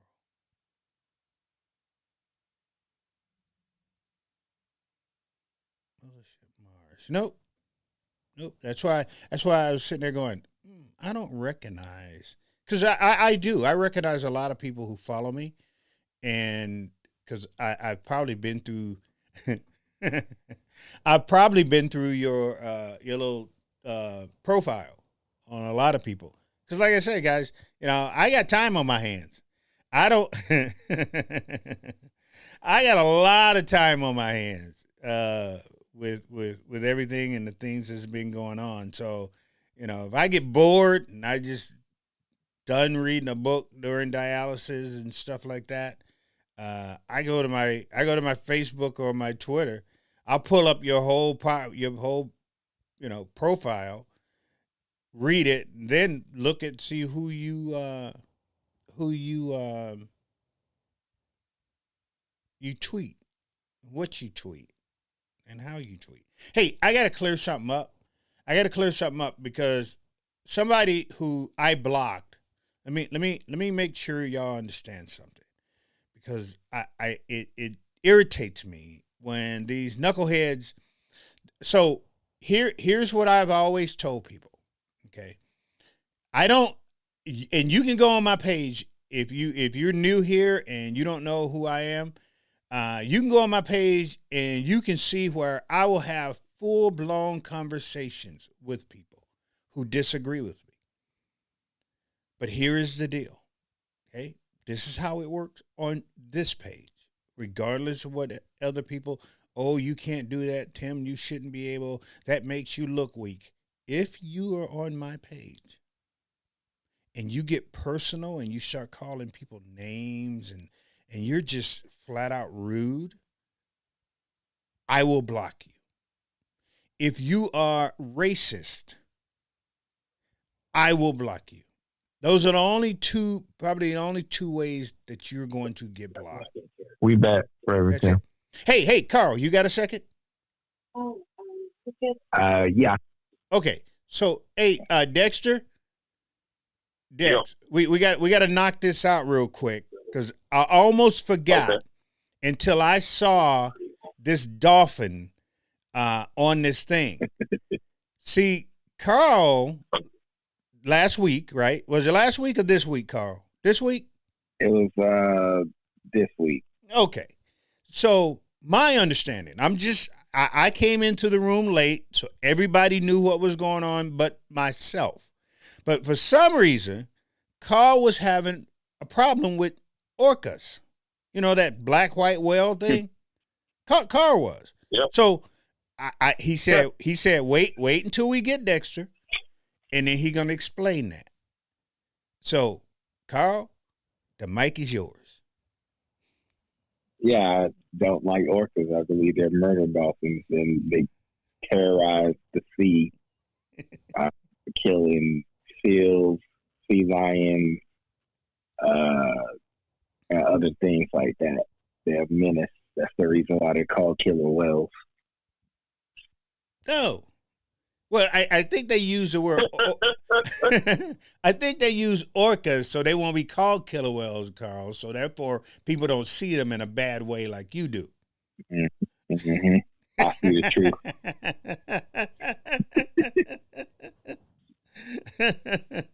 But I get you. You know, the free willy thing, that's way out the door, right? Is that what you're saying? Yeah, no, I refuse to watch that propaganda movie. Gotcha. I because I didn't know what was going on. I go into this space and everybody's talking about Carl and they talking about, you know, orcas and all this here, dolphins and I was sitting here going, you know what? I'm not. At first, I wasn't going to touch it because I thought it was going to be something like Carl fell off a boat or something, and an orca attacked him. That's what I thought it was going to be. Nah. It's pure. Nah, it's pure. Listen, it's pure meanness on Carl's part. Let's be honest. Carl is a mean person.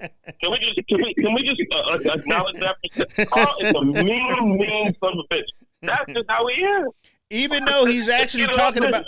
Wait, Dex. Even though he's actually talking about killer whales, not orcas, but let's give them what they are: killer whales. Well, everybody got to kill something, right? You know what I'm saying? So what's up? What's up? He didn't say he hates falcons because they murder pigeons. But they do, right? He didn't say he hates cheetahs because they murder antelope, but they do. Okay, you know, and he didn't say he hates wasps because they murder other insects, but they do. Other nice bees. Listen, thank you. So at the end of the day, right, we have to acknowledge the fact that Carl is just a mean individual. That's it. He didn't know no love whatsoever. Like we talking about Free Willy, Carl want to shoot Willie. You feel me? That's terrible. Well, well, now that we got that out of the way, I definitely appreciate that. Now, when I come into the space and they're talking about that, I'm on board and understand what everybody's talking about. I won't be left out. I've kind of felt left out there for a minute, but yeah. So give me your where we at? Oh, we're almost going on that 2-hour mark. So give me your 2 cents on what are you thinking about? What do you think about what's going on with how Trump is using the military? Well, talking about Carl and me. Oh, either one of you. Is Carl still here? I thought Carl dropped off for a minute. But yeah, they're calling it dropped out. Yeah. Oh, okay, go for it. Yeah, my 2 cents is this. Again, does he have a right to do it? Like under the law? Yeah, probably, because again, DC is a federal district. It's not a city that's officially part of a state. Like, okay, fine. Okay, if he does this in Chicago. Well, then I have a problem with it, right? Because you know that's different. Chicago is not a federal district. Okay. By the way, if he does it in Chicago, that's just a bad move on his part. I mean, you know, tactically, I would have to wonder like what his team is thinking, Because you see, right now, everything bad that happens in Chicago, I mean, I hate to sound callous about it, but right now, everything that's bad in Chicago ultimately rolls up to the mayor of Chicago. Right. Who's a Democrat. Okay. If Trump decides to go and kind of quote unquote take over Chicago, then now everything bad that happens in Chicago rolls up to him. Well, you know what? Okay. Now, so if you're, in other words, if you see, and by the way, in other words, your political enemy, meaning the mayor of Chicago, is messing up, right? Why do you want to get in the way of that? Like, why? Like, why do you want to buy all that trouble? And again, It's not like it's really going to make the streets of Chicago more safe because, again, the National Guard cannot post up on every corner. It's not possible. The National Guard just being in the street cannot solve the actual the problems of Chicago are decades old, like the problem of all our Democrat-run cities, the ones that are blighted anyway, right? Decades old.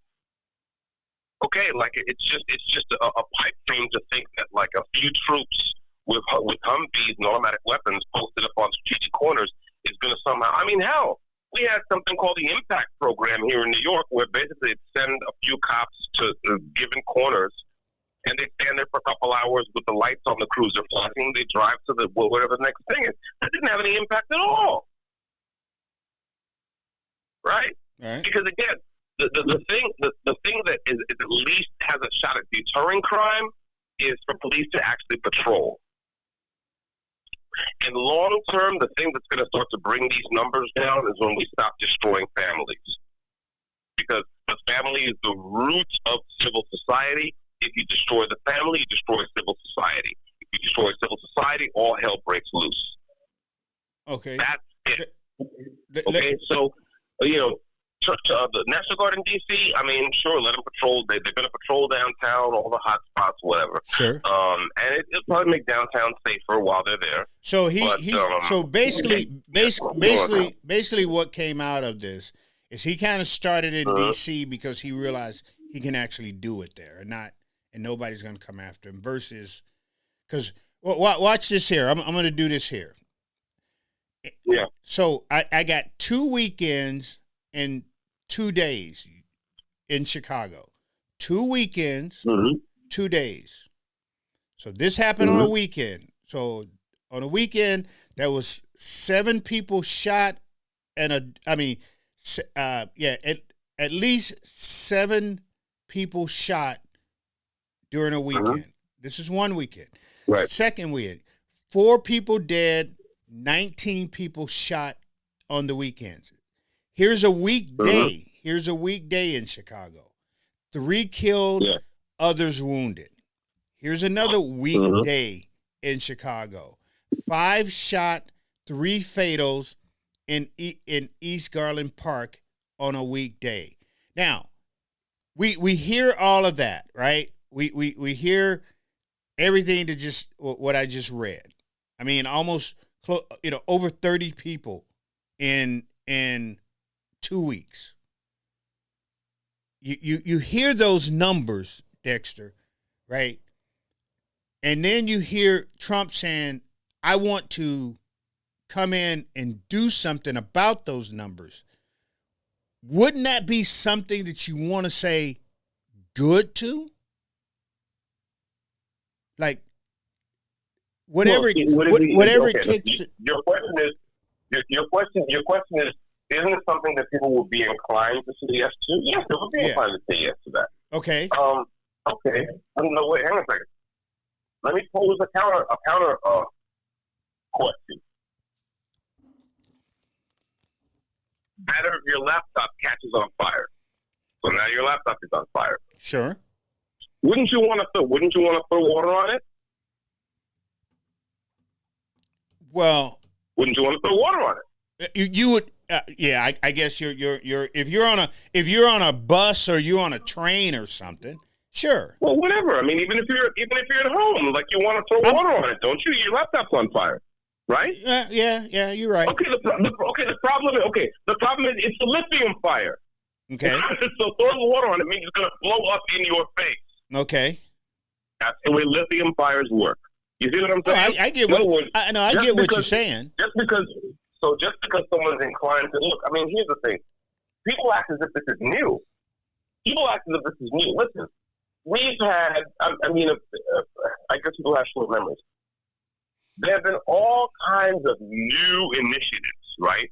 And zero tolerance, and take no prisoners, and taking back the street. I mean, tell me, come on, Rev. Like, we're in the same age group. How many times have we heard those phrases year after year after year? Oh, yes, sir. Something's happening. Oh, after this weekend of violence, we're going to take back the streets. We're going to have extra patrols and squads, and this. We're going to have a special anti-gang task force. We're going to have a crash unit. We're going to have this. Okay, like, has it helped over the years? No. What has been the result of all that? No. All the take back the streets, all the zero tolerance. Okay, It why? got worse. Because you're putting a Band-Aid on a sucking chest wound. The size of the Band-Aid, or the number of Band-Aids you use is not going to really. You have to get to the core of the problem. Now, here's the thing: if like, for example, a city like Chicago, one of the things you got to do is, how you got to look at, how many people are in the revolving door system? That is, how many people are committing crimes, going to the criminal justice system, and getting turned back out on the street because they're pleading down or what have you, right? So, do you need more prosecutors? Do you need more public defenders? Do you need more people to actually prosecute so that you rely on the police system less? So that an aggravated, like a rape is really a rape. And an armed robbery is really an armed robbery instead of an ag assault or something else that you plead down to. That's one. Two, you've got to talk about family. What can we do to rebuild the family? That's a long-term thing that's not going to happen right away. But and that's why no one wants to talk about it, because it's not a thing that you can do in a political cycle. So aside from the fact that Democrats don't care about rebuilding the family, like they think the state should be the family. So they're not going to do that anyway, right? And then you got to talk about, okay, well, how so far all our policing efforts have involved taking the use of force knob and turning up to 10. Okay, no one's talking about actually having police go back to patrolling the streets. People want to talk about putting cameras on street lights or whatever. Well, taking pictures of crime is not actually deterring crime. It's just taking pictures of crime. And you can take pictures of crime all day and all night. It's not going to solve your crime problem. I was in London in 1999 when they were wiring the city with, from the ass to the eyebrows with closed-circuit TV cameras. This many years later, the fact that I think there are more TV cameras, closed-circuit cameras per square mile in London than any other city hasn't really made a dent in their crime problem. Now they're talking about, well, you can't have knives because we have a knife crime problem. Okay? So what I'm saying is, yes, there is a problem. But how many times are we going to come back to the same warmed-over ass solutions and say, well, this time it's going to work. This time it's going to work because why? Because you like the person who's in the White House? Let's assume it's a likable person. So why? Because the person who is planning to do it really means well? Let's assume he means well. Has he been the only person who's ever meant well when they tried to solve this problem? So people really need to go back and look a little bit more history and really think more deeply about these problems. Whenever you see, people reacting to specific incidents, or, a recital of statistics, that's always a bad basis for making policy. Oh, so someone got shot, someone got killed, someone got that. Okay, we have to make a special. Yeah, that's always a bad idea when it comes to how to make policy. That's just action at any cost, right? Boldness.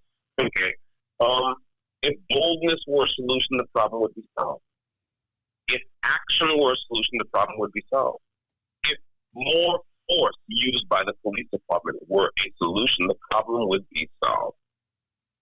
So we have to go back to the roots of the problem, which is that you destroyed the foundation of civic society in these cities. That's what we did. So now there's going to be a rebuilding process. Now, here's the thing.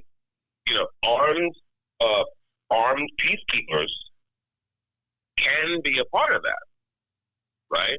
But armed peacekeepers alone are not going to solve the problem. And by the way, here's something that Chicago might think about doing. Might think about respecting people's Second Amendment rights. There's a thought. Well, hold on. Yeah. So when we say, because in DC they took a lot of guns, because what's her name, Janet Apolitari? What's Janet Reno or Janet Hero? Her, Hero. Because she was bragging about how many guns they took from people. Right. So here's my question. So you said that in a way they shouldn't violate nobody's Second Amendment right, correct? Right. So who has that right to carry a gun? Well, here's the question. This is actually a great question. I would counter that with a question. See, I don't know enough about the conditions. I don't know enough about the conditions under which seizures happen. For example, if you roll up on someone who's committed an armed robbery, who's just robbed someone, you take his gun away. Right. Well, that's not. I have no problem with that. So okay. If you roll up on someone who's a fugitive from the law, right? You've been looking for him for rapes and robberies or whatever, you take his gun. That's not. So I don't know enough about those seizures. I will say that I saw an article in the AP Newswire that said that the feds in D.C. were no longer going to prosecute people merely for having guns in public, having rifles and shotguns in public. Okay, that's a good start. So if this guy got a gun warrant out, a warrant out for his arrest for a gun, and he has another gun, and they happen to stop him, does he count? No. If his only crime was having a gun, then he shouldn't count. If his only crime was just having a gun, his only crime is having a gun. It didn't say he shot anybody, he shot at anybody, or any of that. Anything. Then neither the feds nor the DC police department have any business picking him up. I don't care about the instrument; I care about the act. Right? Okay. So now whether they're conforming to that, I do not know. I don't have my information here is limited, but my principle is what it is. I haven't seen anything on that. Bracing people, you must not be bracing up people just for having weapons. That's bullshit, right? Stop and frisk. It's bullshit here. It's bullshit in DC. It's bullshit everywhere, right? You need to stop and frisk. And like exactly. And like I said, it's just the other way. Like places like Chicago and DC, they should be encouraging citizens to arm themselves and defend themselves. Of course. Because why? Because police are always the second responders. We are the first responders. Not true. We are the first responders. We're there when the shit actually jumps off on the block. So people getting robbed, getting carjacked, whatever. Yeah, people should get firearms, get training, and the city of DC should make that as easy as humanly possible for them to do. And the fact that they've made it as hard as possible for them to do is it's disgusting. Okay, and by the way, if the federal government jumps on board with trying to suppress people's two-way rights in DC, the federal government is wrong. And if Trump backs that, then Trump is wrong. See, bro, I'm a conservative. I don't simp for parties or politicians. I'm a conservative. Right. No, and the Second Amendment says what it says, no matter who's in the White House. Okay, so no. And see, we're talking about Chicago earlier. Same thing with Chicago. If they really cared about citizen safety, one of the things they would do is to make it as easy as possible for citizens to defend themselves. Obviously. Very obviously. People are defenseless in their homes. They're defenseless in their cars. They're defenseless on their way to the metro station or whatever. And again, The Chicago PD, as far as I know, has made no moves toward any kind of street policing, any kind of actually people walking around, cops walking around, getting to know people, what have you. You know, so it's like the cops are not deterring crime, quite obviously. They don't have a presence, yeah, and people are defenseless. This is insane. So, yeah. We need to have more armed citizens. For that matter, we need to have shit. I've been advocating for citizens militias in cities forever. Let's have, young men and really a cross-generational group of men of good moral character. The more veterans in there, the better, right? Let them get radios. Let them liaise with the local PD and the local watch commander. Let them pick out an area to patrol. Let them, get on the radio and make sure they know how to communicate and what have you. Let them patrol their streets. 100%. 100%. Those are the best people to do because they know the area. They know the people. Everyone's not a stranger to them. The way, like, when the cops roll up on an incident in where green or wherever, everyone's a stranger to them because they don't live in the area. So they're jumped up and they're excited and they're ready to unload aggression on everybody because there's no safe harbor for them. Everyone's a stranger. Their adrenaline is all the way up. Okay, you say, well, that's human nature. Well, yes, it is. All right, so no problem. Again, American citizens have the right to keep and bear arms. And one of the most important reasons for the preservation of the right is to defend American citizens against tyranny. Well, a bunch of people shooting up the street where you live is a kind of tyranny. Conservatives never say that, but it's true. A bunch of guys, robbing and raping and staging home invasions, that is a kind of tyranny. And by the way, the tree of liberty has to be watered with the blood of those tyrants. Conservatives never say that. But that's true, too. You see what I'm saying? Yeah. Okay. So, there we go. Yeah. No, I was just going off, like I said. Yeah, I wish we had people like you, Reverend Tim, sling your weapon and walk the streets. I wish we had people like you in every major city. Real. That's what it is. Well, come on. Right at the end of the day, but we would have to see. Then if that's the deal. Well, hold on, bro. So if you're saying that you want people like me walking the streets, right? Is that my understanding? Yes, sir. So we go back to what the socialist wants. Pretty much just saying public safety in that way, right? Not having police.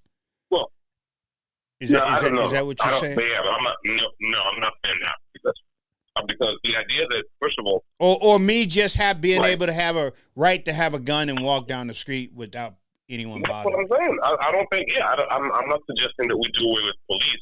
Right. Because you can't. Because the fact is, it's like when someone drops a body, the rest of us are specialized in our jobs. We're plumbers, we're carpenters, we're software developers, what have you. We can't, take time out to go and run to the scene and cordon it off and pick up shell casing and camp witnesses and actually. No, I mean, you need a police force to do that, right? You need detectives to do that. Okay. I'm saying that police can't be everywhere. And police, just the fact of the matter is that these days, the way policing is done now, very often the police don't know the neighborhood. So why not also have citizen militias? That's an excellent idea. I mean, you got to do it with anything. Remember what I said? I said that these groups of people, these groups of multi-generational groups of young men, would get on the radio and liaise with the local police watch commander. That presupposes that there's a local police watch commander. So I'm not talking about doing anything, right? I'm talking about people who live in these streets patrolling these streets because no one else wants to do it. The mayor does not want the police patrolling the streets because if the mayor did, it would be happening. Okay, no problem. We'll do it. Not a problem. We'll handle it. You see what I'm saying? Right.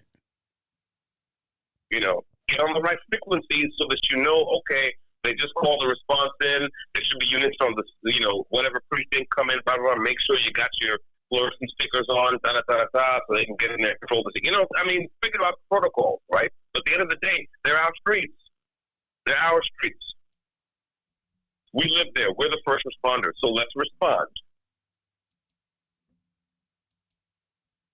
And by the way, I predict that anywhere where you talk about doing this, in any kind of big Democrat-run cities, the police will not like that at first. They'll be like, oh, no, never mind all that. Like, again, the people's right to keep and bear arms shall not be infringed. And this is meant to be a safeguard against tyranny. And our streets are being tyrannized. Okay, so let's do something. Eventually the police will get used to the idea.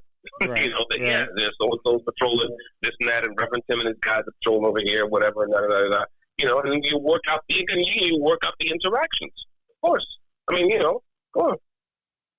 It ain't hard. Everyone's got cell phones, everyone's got radios, whatever, it's like, yeah, it's a workable thing. Yeah, that's true. But the idea, the other thing is that I think it's bad for us. It's bad for us as citizens. It's bad for our conception of liberty. Okay, to leave our defense solely to professionals.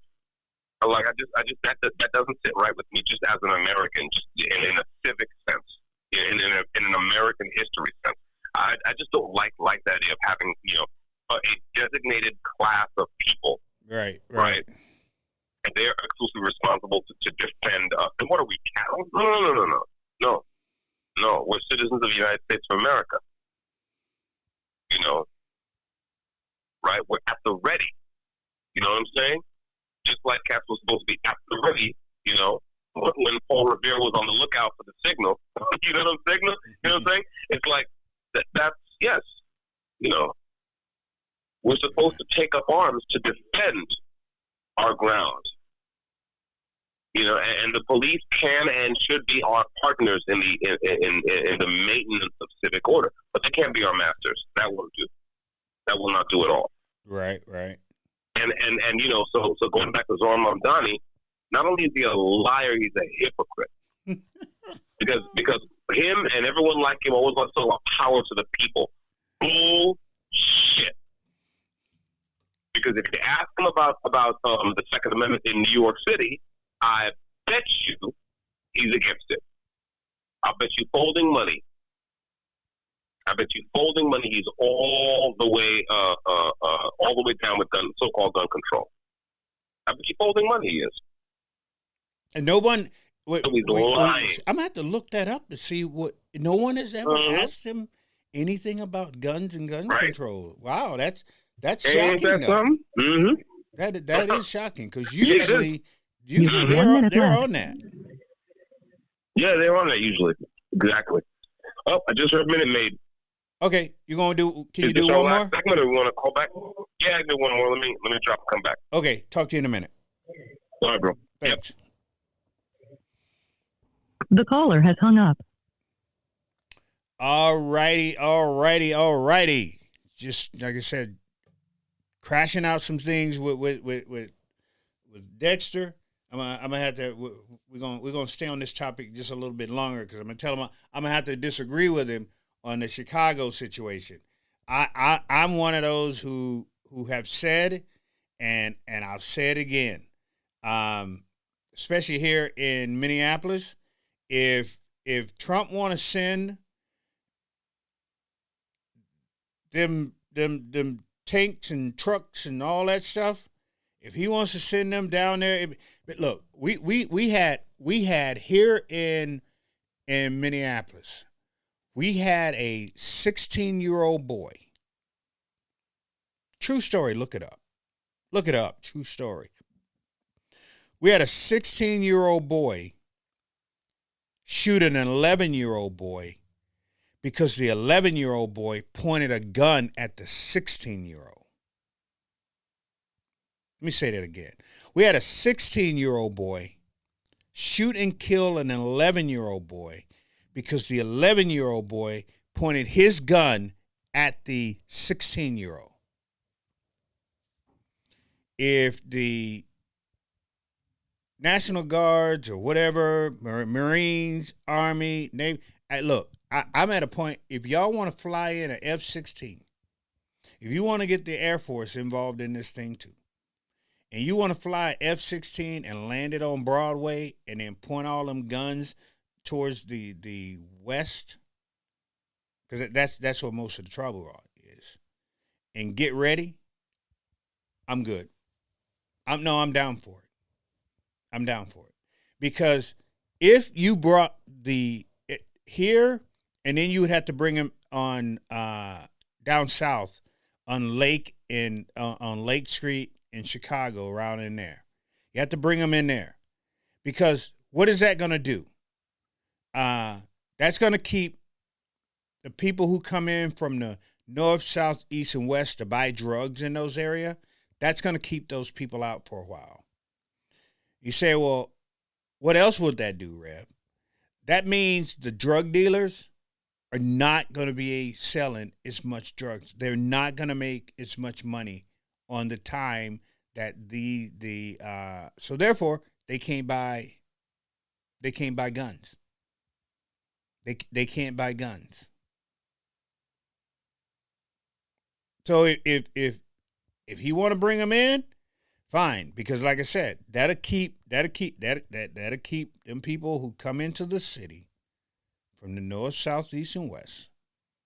Y'all know what I'm talking about. Let's not act like. That'll keep them out of the city for a little bit. That'll bring down the how much money these gang members and these little thugs on the side of the streets are making. So I'm all for having the military in that area for that reason, period.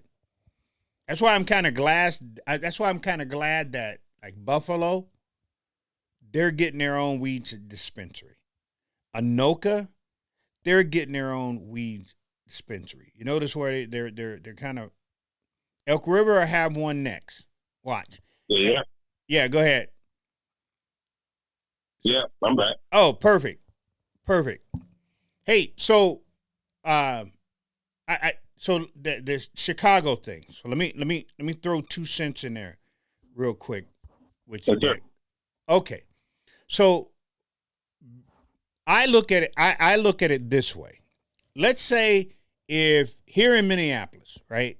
Let's say Trump sent the military in for a month, right? It may not do any, it may not do big time damage. What we want it to do. What we want it to do is we want them to wipe out everything, correct? We want them to wipe out the shootings. We want them to wipe out the carjackings. We want them to wipe up the murders and all that. But I look at it this way. If we can detour people from coming into the city from the rural areas to buy hard drugs, if we can detour them for 30 days, that would hurt the pockets of these drug dealers. You see where I'm going with that? Yeah, I'm not sure I agree with you because, I mean, they're getting free money. That would only make sense if they got, like, some serious overhead. You know what I'm saying? Right. No, I understood. Like, what's their overhead? Nothing really. So if they got to lay low for 30 days, again, it's the same thing, bro. We've had take no prisoners, zero tolerance, take back our corners, drug task forces forever. Has it helped? Nah. Yeah, you got to. No. You got to. Right. That's what I'm saying. All we got to do is look at the history, bro. That's what I'm saying. We've been doing this shit forever. It hasn't helped. So look, I will say this. Hey, but here's one thing I would say that's more to your point. If right, if you have a city in which the mayor has done a rethink and understands that he needs more street patrols, right, in the places where the problem is the worst, right? And we've already done the work of hiring more prosecutors and more public defenders and more, so the system has more capacity to process people through when they're arrested. If that is already the case, then, okay, someone saying, okay, we're going to give you some National Guard in the downtown corridor, some federal personnel in the downtown corridor for 45 days, for 90 days, right? Then that would let that mayor more aggressively kind of like deploy. Then there's a number of officers he doesn't have to use there; he can use them elsewhere. But that's only provided that what he's using them for elsewhere is not some bullshit. Sure. And right now, I have to say, mostly it's bullshit. I mean, we like, you know, I remember, you remember this TV series called The Wire, yeah? HBO miniseries? Oh, yeah. Right. You know, and it's like the cops, you know, cops show up and, you know, someone got shot. It's like, yeah, okay, I know the drill. You know, yeah, can't do this, do that, whatever, you know, knock down some doors, you know, chase the known people off the known corners. Right, and it's like that's it. Well, what are we? And the guy's like, well, what are we doing? I remember the character named Major Bunny Colvin, Major Colvin. He was like, it's like we keep doing this shit like it's a plan, right? You know, so that's the thing. You know, all we have to look at the track record. Look at the track record. Just like anything else, bro. If you were going to hire someone to come and work on your pipes in your house, or replace your boiler, or do whatever, you want to know what his track record is. And if he has a shitty track record, you're not going to hire the guy. Okay, so you know, True. This idea has a track record, and the track record is shitty. So why are we still jacking it? Well, You know what I'm saying? well, if you listen to the Trump administration, what they've done in D.C. it's like it should be done everywhere because it's so great, right? Well, like I said, I'm a conservative, bro. I'm not it's like Trump is a grown ass man. He can defend himself. I don't have to defend the shit he does. He can defend himself. He got more money than me, more lawyers, more everything. You know what I'm saying? Right. So he can defend himself. I'm saying the idea either makes sense or it doesn't. By all means, you know, if you want to safeguard whatever downtown corridor where people work, you know, yeah, sure. You're ramping up the show of force temporarily in such a place will have a temporary effect. Okay, you're gonna keep them there forever? Really? I mean, come on. You know, so that's my thing. I don't like, and by the way, I'm also skeptical. I don't like this whole thing. I said that before. You know, like something happened to someone. Okay, and now there's a big response because someone got. How many people get carjacked in D.C. every year? There's one guy because he worked for the government. It's like, oh, now we have to do this whole thing. Well, what is that? What is that telling us? Right? So again, I'm not necessarily hostile to the idea of federal troops and federal personnel being deployed in a federal district. That's what a federal district means. Okay, but you know, I'm not fool enough to think that is some kind of solution that'll work everywhere. I don't even hold that it'll work through all of DC. I'm guessing that it's going to work in those places, and what, you know, the murders and the rapes and the robberies and the home invasions that happen in the worst parts of DC will continue happening in the worst parts of DC until they start to get a handle on some of the systemic problems in DC. Sure. And that's life. I mean, you know, there's no shortcuts. That's the thing. Everybody wants a shortcut. Everybody, you know, we know that it's this. You know what it's like? It's like I remember when the CBS news crew came here to talk to me. You know, I'm talking to this guy, and you know, we're getting this whole philosophical thing about violence, and I'm like, listen, you know, people like to say, well, okay, so what's the solution? There we go. And I made them out. They cut this out. They cut this out. They didn't show this part. But I say, okay, people like to say, you know, what's the solution? And what I say is this: look, let's say that for 20, 30 years, right, you gorge yourself on snack food. You live a sedentary life. You get no exercise. smoke a pack of cigarettes a day and you drink like a fish. Now, so 20 years later, 30 years later, your liver is out of whack. You got emphysema. Your joints is messed up. Your skin is bad. Your feet hurt. Your joints ain't working right. Okay, so you go to the doctor, right? And you say, listen, what's the prescription? Give me a pill to fix this. Right. That's pretty much He's what gonna you're look at you say. like you're crazy. Yeah. He's gonna say, brother, you're falling apart. What do you mean, what prescription? What the fuck? You know what I'm saying? You're falling apart, bro. Okay, well, listen. Our cities are falling apart. What injection? You know what I'm saying? Are we gonna? Well, what pill is there? What prescription? There's no such thing. We gotta rebuild. Okay, I'm not mad at the National Guard by no means, but I'm not mad at Trump in particular.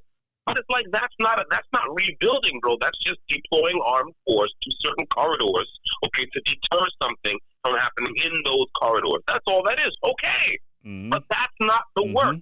The work is rebuilding. The work is an American Renaissance, bro. An American Renaissance. And that's more than one politician can do.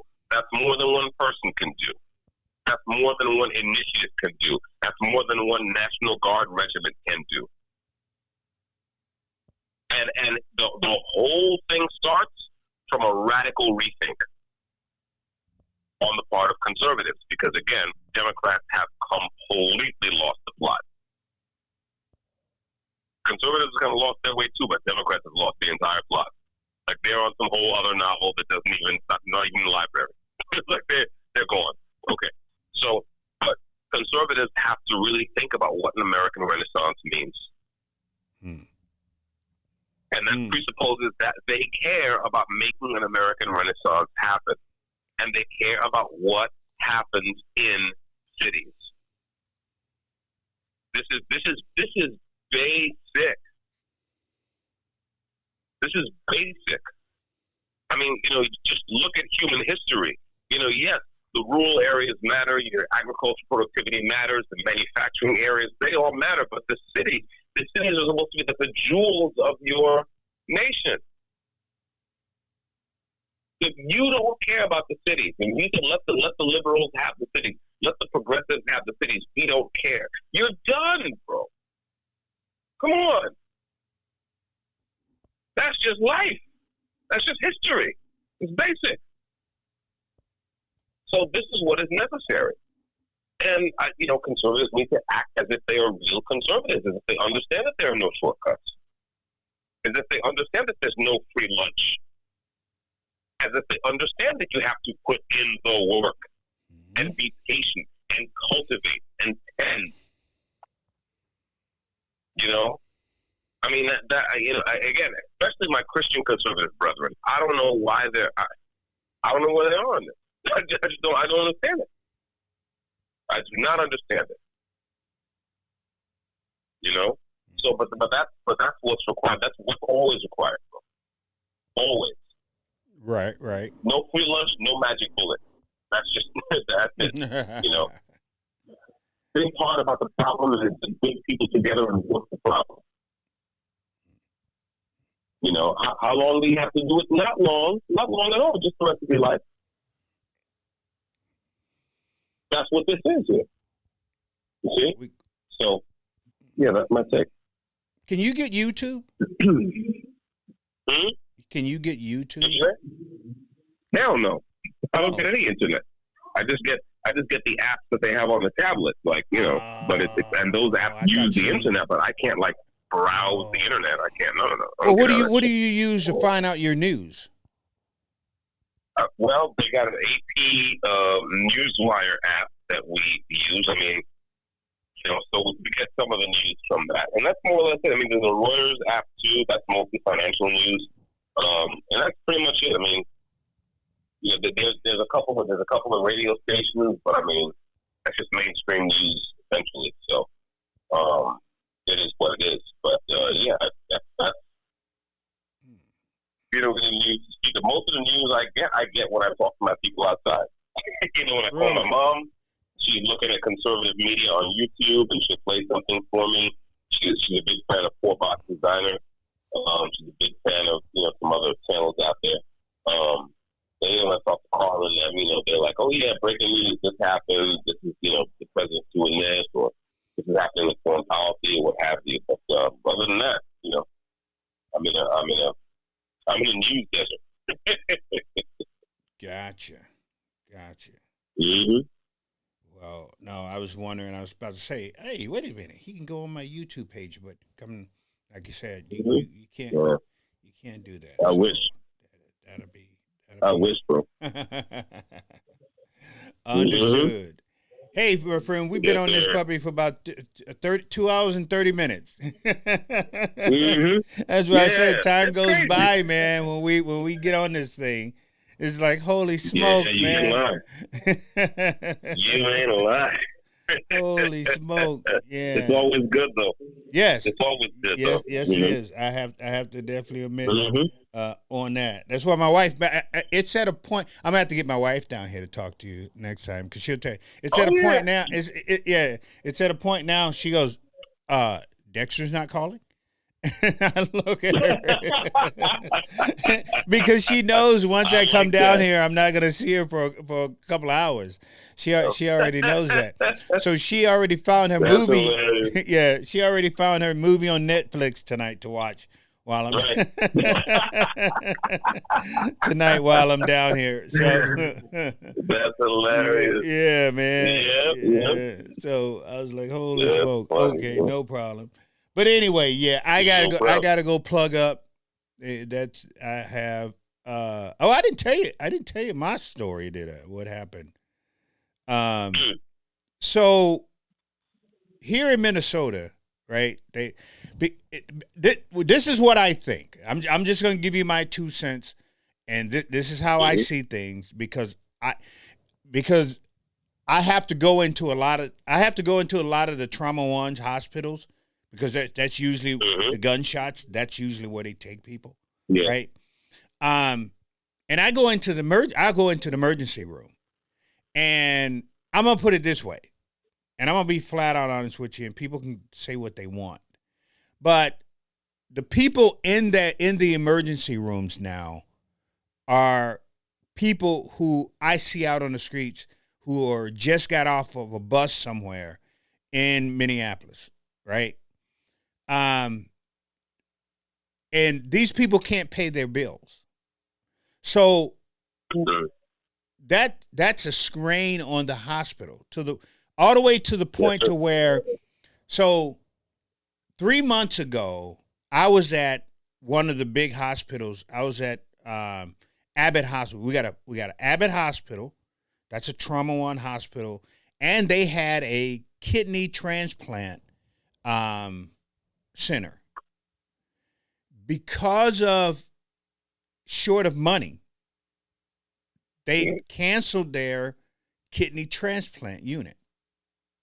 They are no longer doing kidney transplants at Abbott. They're basically they can barely stay afloat. And I know exactly why. I don't care what the administration says. I don't care what the governor and everybody else says. I see it when I go into the emergency rooms. When I go in to help people, to pray for somebody, or I go in to talk to the family, and I'm sitting in the emergency room and I'm looking at all of these people in this packed emergency room, and I'm going, ain't nobody in here got insurance. Because they wasn't here. They wasn't even in this state probably 2 days ago. I'm just saying. Wow. So I had to leave Abbott and reapply at HCMC, one of the biggest hospitals in Minneapolis, for my kidney transplant. But the whole 3 months that I was waiting to reapply, they actually removed me from the list. So in those 3 months' time, that 3 months' time, if a kidney had to come in, I wasn't getting that kidney because I wasn't on that list. But here, but watch this here. So a week ago, there was a news that on the news. Carrie Levin is one of our news stations here. They did a story on HCMC where I just went that they may, if that the government have to come in and save them, or they're going to be closing their doors. Wow. The two major hospitals, and that's why I said this isn't a fluke. The two major hospitals we have here in Minneapolis are about to close. Why? Money issues, money problems. Because they'll take anybody and treat them. And those people can't pay their bills, man. And if they're treating all these people who this governor who is letting into the state and calling us a sanctuary state, then that hurts people like me. You understand what I'm saying? Because that hospital is hemorrhaging because it can't pay its bills because the people who are using the facility can't pay their bills. Mm-hmm. But you know, the liberals, the white liberals, and now the socialists don't see it. Mm-hmm. So this is the thing. See what's happening here in Minnesota. At least some of, not all of the white liberals, but some of the white liberals are actually waking up, realizing that they made a mistake. Okay. They went off and they got all these people because, you know, they went and got a new black, right? You know, they couldn't deal with us.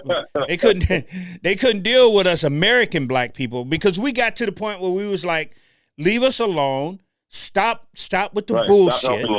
Right? We're out of here because y'all keep promising crap and you never comes through. So peace, we're out. Mm-hmm. So these white liberals is like, you know, forget that. We're gonna go get us some new ones. What they do? They go overseas. They go overseas and get the Somalis. They bring the Somalis here. And what the problem with that is, they did not do their homework, right? The white liberals did not realize what type people they was dealing with. They're not dealing with people who are looking to work with you. This is about domination. This is about takeover. This is about our laws and the way we do things. This is about implementing that into the system here in Minnesota. And the white liberal, they didn't realize that because, see, the white liberal was willing to trade everything that they can give somebody for the power. We'll put you in these seats at the Capitol, in City Hall, in these school boards. We'll give you these top jobs in these here areas here. We just want the power. We just want to be able to tell you what to do, and you do it. We'll put you up in these $200,000 homes. No problem. We'll even build nice apartment buildings for you. But when we tell you to jump, you are to jump. Well, now come down till I flash the light. Yeah. So now these people are finally turning into who they really are. They have never been Democrats because their beliefs, especially when it comes to gay people. Think about that for a second. Look it up for yourself. Anybody can look this up themselves. With the Somali community, especially when it comes to gay people, look it up. So why would they back the Democratic Party knowing what a Democratic Party is with this gay and lesbian stuff? You understand what I'm saying? So now they said, we can be Democrats, but we're going to be socialists. We're going to be the ones that take from the rich and give to the poor. That's the problem that the Minnesota Democrats are having right now. To the point that they endorsed, watch this here, Dexter, to the point that the Democrats endorsed a socialist. They did, just like what they did in New York. And then the socialists started talking. He started talking about defunding the police. He started talking about grocery stores that he want publicly owned, this and that. And that's when the Democrats is like, whoa, we never said any of that. Then the Democrats took that endorsement back just last week, a couple of days ago. You ever heard it? Yes, they did. Unendorsed him, brother. They unendorsed him. God damn. That's why I've never heard of it either. Ever heard of anything like that. They unendorsed him. Wow. But like I said, at least some they of them like, nah. yeah, at least some of them woke up. But we still got the crazy ones out there. You know, you got your far right and then your far left. Well, these far left boneheads who still don't understand these people that they're dealing with. It's not about working with you. They're cunning enough that they get themselves in these positions and then they take over. That's how they work. And some of these here Democrats have woken up enough to start going, whoa, we got to do something before it's too late. And they took away this man's endorsement. A lot of us are going, about time y'all open your eyes, because black people ain't messing with them. We literally, I mean, I had a meeting a couple of weeks ago with all these here black pastors, and they're like, we and here's the thing. Here's the thing. What you talked about earlier, right? When you was talking about what are the conservatives doing, especially now, because black people are like, we're not socialists. We ain't playing that. We ain't having it, and we definitely not playing it when you giving it to other people. Right. And these conservatives sees this, but still won't come into the community, Dexter, and sit down and talk. Yeah, exactly. They see our frustration. They see black people saying, nope, we're not having it. Matter of fact, it was the worst turnout of the Democratic convention with black people, African American descendant of slaves. It was the worst turnout ever. Right. If I'm a conservative, Dex, I'm gonna parachute in. Because here's why. Here's why. Because again, conservative. Listen, most of the and remember, you're talking to a conservative, right? Yeah. But I have to say, most of the stupid shit that conservatives say tells you right away that they don't even bother analyzing turnout. Right. Right. Remember, right? Again, this is a basic error in conservative reasoning when they look at who's running what. They say, this city is mostly black. So if there's a Democratic mayor with stupid ideas, that's because black people wanted that. They never go the extra step and look at the turnout and who actually turned out and voted in the election. Because if they did, they'd be like, wait a second. So, and the black folks staying home. You know what I'm saying? Not voting. Right. They must be disgusted, right? So I'm not surprised, Reverend, that they didn't bother looking at the turnout for that convention. Because again, that's not. Unfortunately, look, we I don't know. We need more conservatives who are really willing to kind of look beneath the soundbite. Like right now, we're still. I have to say, like American conservatism needs to grow up a little bit more. You know, because they got too many people who just want to look at the soundbite and who want to post something snarky on social media and say, ha ha ha, shithole cities. Yeah. You know, you get what you voted for, this, that, whatever. And instead of actually saying, well, listen, is there anyone here we can talk to? Who do you talk to get things done around here? You know what I'm saying? That they're not interested in that. Okay, well, fair enough. That's their right not to be interested in it. But I'm just saying, to me, that means you're not serious about political power. You're not serious about political power in America at large if you're not serious about taking back cities. You're not serious about reform. You know, you're not serious about rebuilding unless you're willing to build the extra mile. So far, they're not. I'm hoping that things are changing. You know, I'm hoping that people kind of conservatives get wise to this because, of course, I want these Democrats, liberals, progressives, socialists. I want them to lose. I want them to lose very badly. But you know, well, we'll see. Yeah, understood. Yeah, brother. All right, I man. see that they're about to call the time on us. All right, man. I'll let you close it out tonight. All right, brother. Well, as always, it's a pleasure to be with you on a Sunday night, just chopping it up. And yeah, stay strong and keep doing what you do.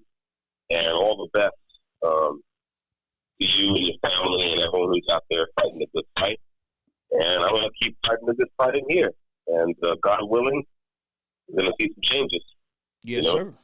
It's been a long time coming, but a change going to come. Change gonna come.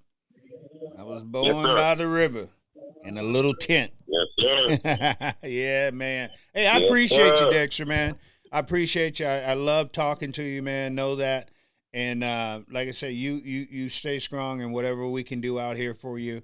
You know, myself, Carl, everybody else that's out here busting their butts to try to get some attention to your case and to you so we can get you out of there because You have 1 minute left. I can't get my dang on. Yes, I'm more worried about me and my YouTube than you getting out of there. I just want you to Yeah. know that. So as soon as you get out of here, I'm flying you down here so you can fix my YouTube. But anyway, hey, I appreciate you, man. Hey, we got to do this. We got to do this again next Sunday, like we always do. If God Yes, willing, everything goes right, I'll see you on Sunday. God willing, and the creek don't rise. Appreciate you, man. We'll talk to you soon. All right, take care. All right, God take bless. care. Bye now. All right, people, Bye. there we go. Dexter Taylor was in the house. It's always The good to caller talk has to hung that up. brother, man. Like I said, we do it because we want to make sure that he keeps a sound mind. You know, he's not in that. Because I can tell you this here from somebody who has been in prison, not for anything. I've been in prison when I'm dealing with. I used to be for 19 years. I was a prison mentor, and I knew I was coming out. You know, when I would go in and they take all my stuff out of my pockets and everything, and I got to walk in there. But you walk in there, you hear them doors start going clank, clank, clink, clack, blam, blue, and you start hearing them puppies lock, click. Boy, that does something to your head. And I knew I was coming out, right? I knew I was coming out. There was no doubt that I would. It was not going to be no rioting in there. That all of a sudden the prison start rioting. They go, well, we're locking it down. And I was in there for, no, there's not going to be none of that. I was coming out. I still had that ishy feeling in my stomach. So I can imagine what Dexter is going through right now. I feel sorry for this brother for what they've done to him. I mean, this is just, it's asinine to believe that because he was doing something that he had a right to do, here he is sitting in prison. But I want to say this here to each and every one of you. Thank you guys for hanging out with us. Seriously. And like always, I didn't have that up. Sorry. So I don't know what people said because they're not allowed to police. But Mother Script Bars, what's that? Mother Script Mars. I'm gonna do better. I promise you. Dexter and I. A lot of times, Dexter and I get on this roll, and I forget to punch this here little button over here so I can see what you guys says. So Mother Script. Totally my fault. Mother Script Mars. Totally my fault. Let me see. Did I follow you? I'm gonna have to follow you. I'm gonna have to hold on one second. I'm gonna have to follow you because that's totally my fault. I don't like not reading Dexter people's stuff to Dexter because I know how important it is to people and I know how important it is to Dexter. But I'm gonna find you and I'm gonna follow you. So next time that you're talking on here, I'm going to be able to see you. So that's Mothership. I said script, didn't I? Oop, totally my shot. Mothership Wars. Totally my fault. I got you. Don't worry about it. We're going to be good to go. But, hey, fam, I got to get off of here. I got to go plug up and everything and be done with today. I appreciate y'all. Y'all have a good day. Peace out, fam. And we're out.